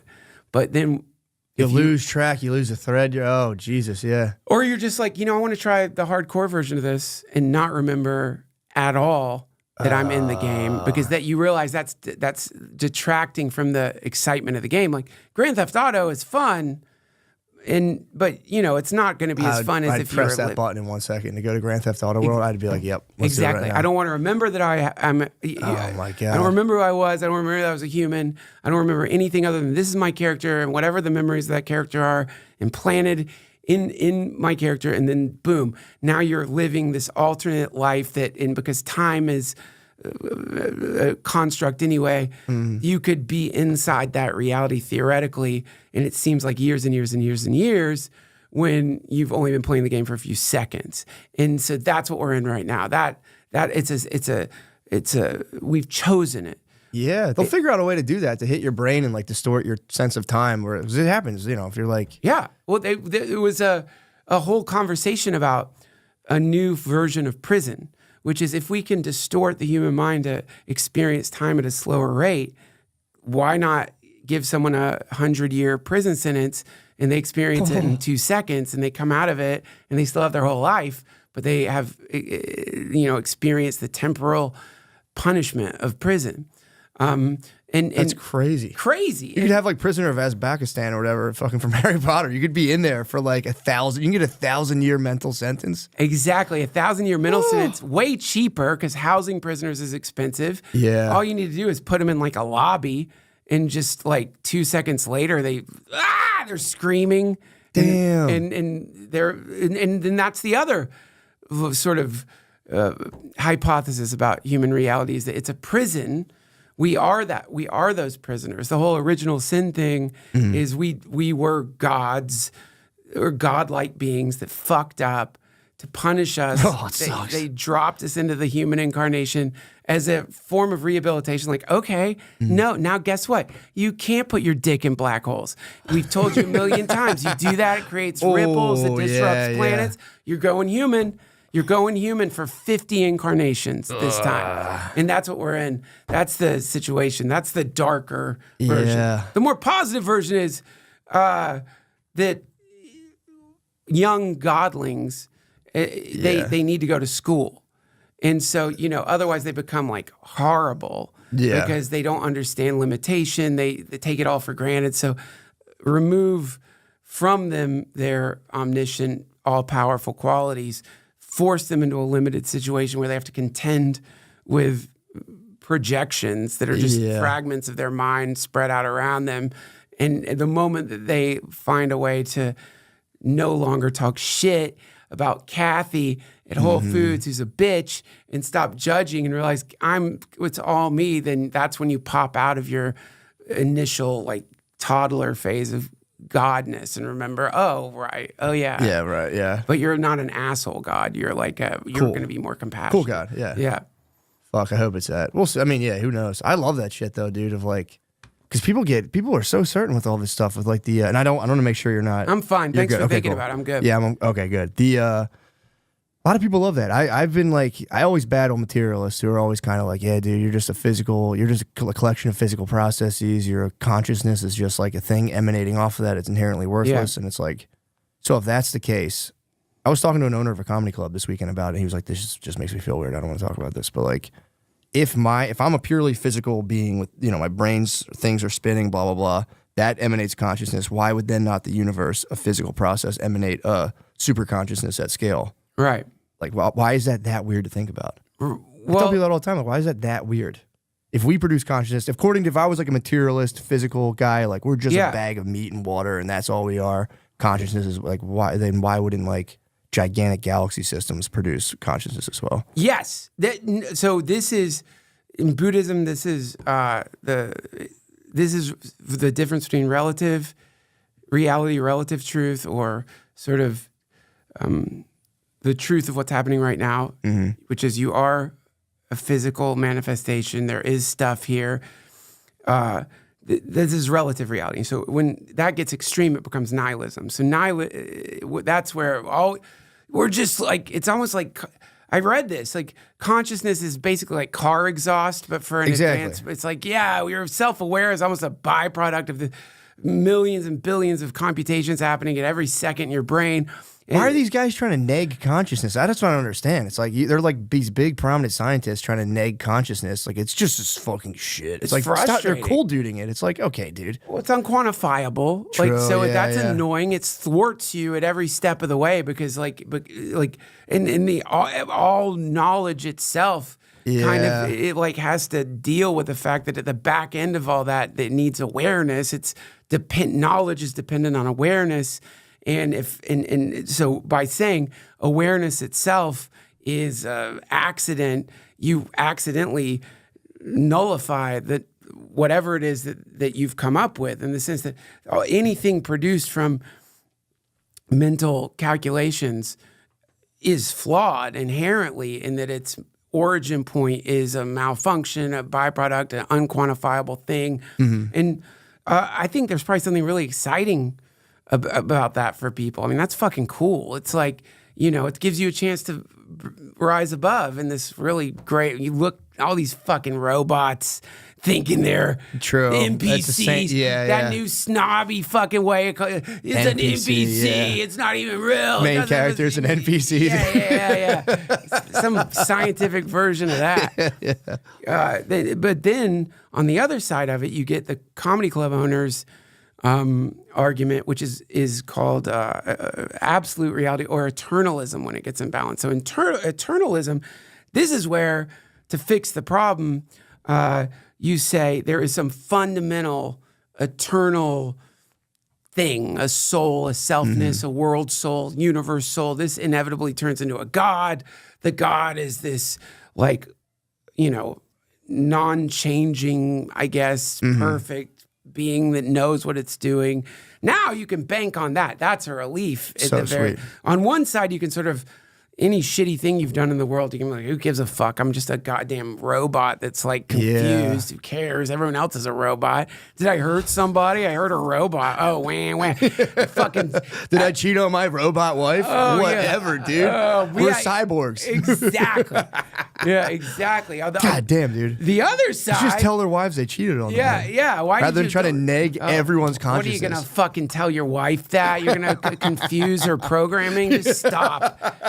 Stop with your petty attempts to establish some morality or ethics or anything. You're just a robot. So yeah, both sides of them are flawed in that on one of them you've attempted to deal with the problem of being temporary by annihilating everything. And for a lot of people, the motivation behind that is they think it'll end suffering. The other side, you're leaning into, well, I'm an idiot, but something's in charge, and I'm going to lean into that thing because that will save me. That thing will save me. Both of them are flawed, I think, but somewhere in between is where it's happening, which is like they're both happening at the same time. There's true, yeah. And there's relative reality. This is real. Don't be a fucking asshole and suddenly like... Don't neg relative reality. You go to your ayahuasca retreat and cut up your fucking credit cards because you saw End of the Wild and blah, blah. No, you're here. There's no way out. But then also like, you have to find the place in between these two, and then that's where you start, at least from what I like reading about. That makes sense, yeah. Don't go too wild on the other stuff. Basically like doomsday death cult of like, bro... Yeah. Wait till we die. It's going to be so sweet. Yeah. Oh. Versus dudes being like, bro, none of this is all bullshit in your head. And you know what? As they say, opposites stand back to back. So both have this concept of heaven baked in. The nihilists' concept of heaven is what, oh God, who drank the hemlock? Socrates. Socrates. His apology is hilarious. Dude, that was the best. When he goes on, he's like, yeah, I'm right. You guys are fucking bitches, dude. And they told him like you don't have to drink it. He was like, I'm drinking it. I'm Slammed drinking the hemlock. He said, no, you guys told me to drink the hemlock. I'm drinking the hemlock. Oh no, but don't get out of this. I'm going to drink it, and then I'm going to leave you with the most brutal roast that you will not just have to deal with, but historically, you will be roasted eternally after killing me. Yeah. But within that apology is, if I drink this hemlock and I go into the deepest sleep where I have no awareness, then you have given me the greatest gift anyone could have given me, like an end to suffering. Thank you. So this is the nihilist heaven, is you die and you're off the fucking hook. It's over, baby. It doesn't matter. You are fucking Jeffrey Dahmer or if you are the Dalai fucking Lama. It's the same destination, just complete extinguishment of all suffering. Mwah, heaven. On the other side, you're maintaining some sentience, but then you're in, like, depending on your depiction of heaven, a place of like varying degrees of sense gratification. Yeah, true. You're no longer encumbered by your own mortality. You getting big up at every turn. Everyone's like, "Oh, dude, you're a fucking man." Like, thanks, dude. And so these two fight, because one is like, "Yeah, streets of gold." Really? You want to fucking walk down streets of gold? How soon before that gets boring? You really believe that shit? And the other side, they're like, you're missing your chance for paradise. The devil has trapped you. Both of them are confabulating something that no one knows. Yeah, exactly. It's a mystery. That is intolerable. Yeah, true. That's where it's at. Because like that feeling of not knowing is just sand in the diaper of the human mind. It's fucked up, dude. Really, especially as you get older. It's like when someone touches your belly button. Yeah. You have to fucking sit there. You don't know. That's the reality. That's the real reality. It's like, you just don't know. Yeah. And you have to deal with that. You just have to sit in not knowing. And sucks. It sucks. But it's like the cold dip. You go in it for the first few seconds. It sucks. A little bit longer. It's not so bad. True. Yeah. No, it is good. It's scarier to be like, I have this totally figured out. Here's the deal. And then you basically just attack anybody who disagrees. Where you're like, you can't. If you disagree with me, you're spinning me out on a level that's fucked up. And that is fun. Yeah, true. Now you can go to war. Now you get to be at war to distract yourself. I do like that though, because it's like I like talking about this stuff because it is fun too. Because like people are just sitting at work and all of a sudden they're just like they get taken to like the point of death beyond, and you're like, I'm gonna go to the bathroom. This is fucked up. Yeah, because it is funny to be at your job and have to like confront your death and be like the idea of non-existence is what fucks people up. Oh yeah, and they're just like, oh well, and it fucks me up too. I mean, it's fucking crazy. Well, I mean, because you're sort of, I mean, the relative reality is really quite beautiful. I mean, we have like new friendships, old friendships. We have our kids and our wives and these beautiful lives, and it's so beautiful. It's so beautiful, and there's a kind of unbearable quality to that, and because it's unbearable in its transient nature, when presented the reality that it won't last, you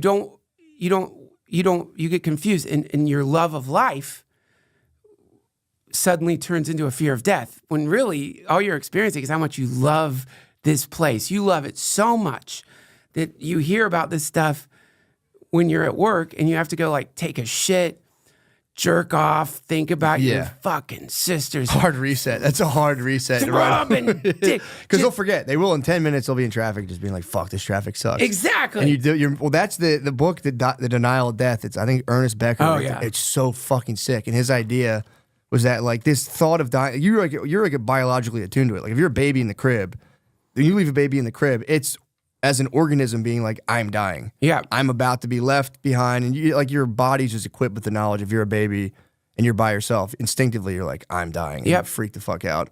But you never get over that fear of death. And his whole argument is that societies at best can offer you a hero system where you can kind of enter in, fulfill like a heroic role, and then through the heroic role, you somehow in your head, you trick yourself into being like, I'm transcending death because I'll live on forever, X, Y, and Z. Then human beings are programmed biologically to never want to be second best either. So then you get into all this like weird, like symbolic comparison where you're like, well, that guy has a Audi, I have a fucking whatever, a Fiat. And you start being like, and people get into these weird things, and you're supposed to somehow rise above it so hard that you're like, I live on forever as a hero. But once there's not enough heroic roles, then society starts to break down because everyone's getting like pummeled with the fear of death, fear of non-existence, a feeling of smallness, and it just spins everyone out. Ooh, and everyone's hit with this. Nobody can get out of it. Well, there's a saying that you'll hear in the spiritual communities, which is we carry death on our shoulder. So, one version of it is love everyone, serve everyone, remember God, but it also gets translated as love everyone, serve everyone, remember you're going to die. So that never for a second do you let that imminent reality escape your consciousness, because if you do, then you miss out on really experiencing existence as it is. This is why you always hear people who have survived cancer or people who are not going to survive cancer, they're like, I've never been happier. I'm so tuned in. I'm so like in the world now and so like happy because they're living in reality. They're not walking around in some like with an imaginary force field. In that book, they call it your character armor. From a child, you deal with the problem of helplessness by creating this character that you then gets thrown into a hero system to like transcend your own death. The whole point, the guy's like, dude, don't do that. Except you're going to die and think about it all the time. And remember, the thing is like the contemplation of death. It doesn't mean suddenly you're going to be wearing black lipstick and that you're depressed. It actually is paradoxical in that it really helps you appreciate life in such a grand way. That's the best. For stress, it's the best. I'll stress about stuff, and I'm like, yeah, but then I want to die. And I'm like, no, whatever. Fuck. When our kids are having a tantrum, I'm like, you know you're going to fucking die, right, Bubba? You know this isn't fucking permanent, right? You know who's probably statistically going to die first? Old diabetes daddy here, Bubba. But this is there was I think they do it. Maybe they still do it in some forms of Buddhism, Theravadan Buddhism. I think the forest monks, I'm sorry, the Buddhists out there, I'm so confused, but they would sit a lot of them. They would sit on the edge of pits where bodies have been thrown and watch the bodies decompose as a meditation. So you would sit and you would meditate watching the decomposition process to fully understand completely, inarguably, that because you also have a body. That's you. Your face is going to puff. You're going to turn green. Your eyes are going to get all fucking puffed out. Oh. Birds will eat your flesh. You will. Could you pinch your nose? Could you sit there the whole time? You're a pussy. They would just watch people decompose. Yeah, they would do that. Tight. It's liberation. It's like, the moment that you like, I'm not saying you can evade fear of death, but I think the most people who are really terrified of death are the ones who haven't spent any time thinking about it. Yeah. The moment you really spend time thinking about it and you realize, I'm afraid to die because I love my life. And death, my version of death is, you don't even know, how could you know what that is? Yeah. You have no idea what the fuck that is. You're thinking about, God, what was his name? Marcus Aurelius. He's got a great essay on it. Mm-hmm. It's a moment. Death is like one moment. Your life is full of moments.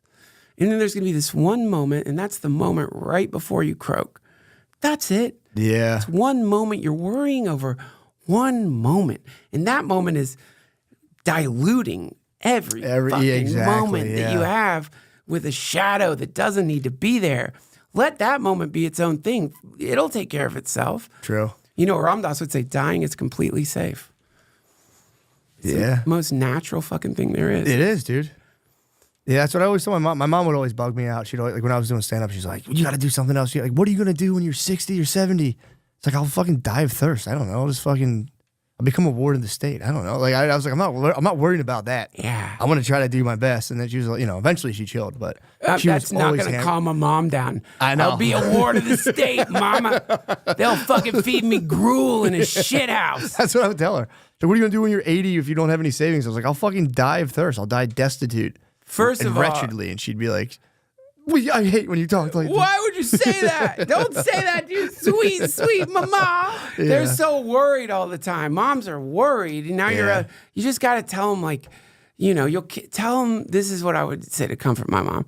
Mom, I'll kill myself. True. I'll just blow my fucking brains out. Yeah, true. I'll end it all. Right. I'll end it all. Don't worry. If you're still alive, you're not going to have to pay for me or whatever. Jump in front of a train. Fucking jump in front of a train.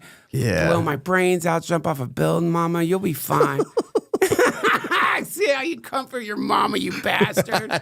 Ward of the state. I'll be a ward of the state. She'd be so mad. You really should think about it. Think about it. Well, no, I mean, like, she'd be like, you'll see. Did that fuel your comedy a little bit? The fact that your parents resisted what you wanted to do? They were cool for the most part. Like, my dad was like, bro, do your thing, man. I don't care. But my mom would just get like worse. Especially when I was hitting like my 30s and, I was just living like a weird, fucked up life. My mom would be like, it's not too late. You could do X, Y, you could become a teacher, you do this. And I'd be like, all right, Ma, I'll think about it. And then she would start hammering me. And that's when I started hitting her back. Like, bro, if I don't have any money on me, why the fuck would I worry? I mean, I obviously know there's a practical reason to worry about that. Sure. But back then I'd be like, Mom, why the fuck would I worry about that? Yeah. I'm not going to worry about having like a little bit more money when I'm 80. No. And there's going to be robots by then anyway. Yeah. It's going to be I banked on that as well. I was like, bro, technology would be so good, Mom. They're going to double our lifespans anyway. And now, dude, look at that song you just showed. I play her that song, but yo, I was right. Yeah, I'm see, fine. Ma, listen. I'll be fine. Listen to this AI's song. making fucking incest music, Mama. I told you the world would get better. Dude, there was a book called Vert where the sci-fi book, and they would like suck these feathers, and then that would take them to it would take them into this artificial realm where they could have these different experiences. The whole book's about it's a cool book, but it's about the conflict is the dude loses his sister in this cyberspace. But then they just slowly through the book reveal that he was fucking his sister for no reason at all. Ugh. No reason. They could have just been like his girlfriend. It would have had the same exact effect. Why did they do that? I don't know, dude. And it's a great book, but the whole time you'll be like, great, awesome, great sci-fi. And then it'll be like, and then I was fucking my sister, and you're like, bro, God could you have just changed it? Why the fuck? I have no idea, dude. And like, it's like an acclaimed book, but he still gets. If you read the reviews, everyone's like, and there was a little bit of lowbrow stuff about him fucking his sister, and it's like it's pretty graphic. I prefer highbrow incest. I know. It's just such a sick book, but and they tried to make it a movie, but they probably couldn't get it through of him just bone like in a field, a beautiful field. You know, he's like, no. Wouldn't change it. I will not sell you the rights unless for sure he's fucking his sister. In an English meadow. Is that where he fucked her? Yeah, it was in England. So it was like an English cyberpunk book, and it was just him, just like the book's so good, but he just couldn't stop describing.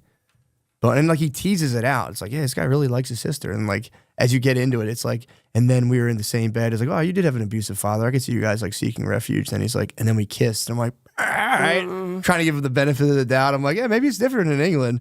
And then like he's talking about like inserting in a park, and you're like, bro. He went that far? Yes, dude. And it's just like, brother, come on, man. Dude.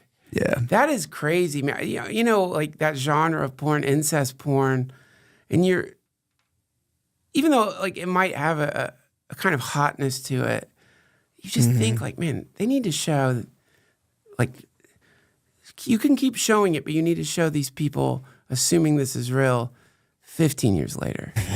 You want to see him move in? I want to see him in therapy. I want to see them fucking like dealing with like all the way. Thanksgiving's gonna be so fucking weird. Ruined my family. It fucked everything up. It destroyed everything. I can't think.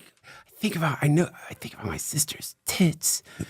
The way they tasted. Yeah, dude, it'd be so awkward. Thanksgiving tits or tits tasted different on Thanksgiving. On Thanksgiving, they tasted like more briny, but on Christmas, they had this tang that wasn't there. There's just a tension at the Thanksgiving table when finally you erupt. You're like, you never even fucking touch me anymore. Shut up. You're talking to your wife. You're like, shut up. This doesn't involve you. Talking to my sister. Oh, God. Yeah, you can't do it. That's a good rule. I think about a lot of rules. I'm like, that's a good one. It's a really good rule. Fantastic rule. It's a fantastic rule. Don't do it. Don't fuck your sister. Suck her dick. Exactly, dude. Have fun, obviously. Have fun. I got to go to the doctor. Yeah, go to the doctor. Thank you so much. Dude, thanks for having me. What Appreciate a fun it. conversation, man. It was a blast. Thank you so much, for real. You're the best. Thank you for having me on. Thank you, man.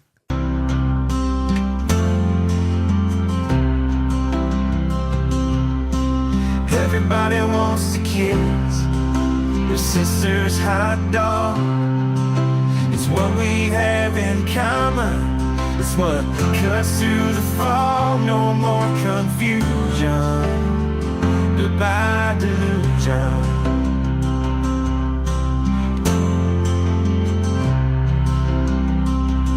So come on, everybody, wherever you may be. Confess you want your sister's dog just as much as me. Open wide, shut your eyes, and let the flag of freedom fly. Let's all kneel together and smooch our sister.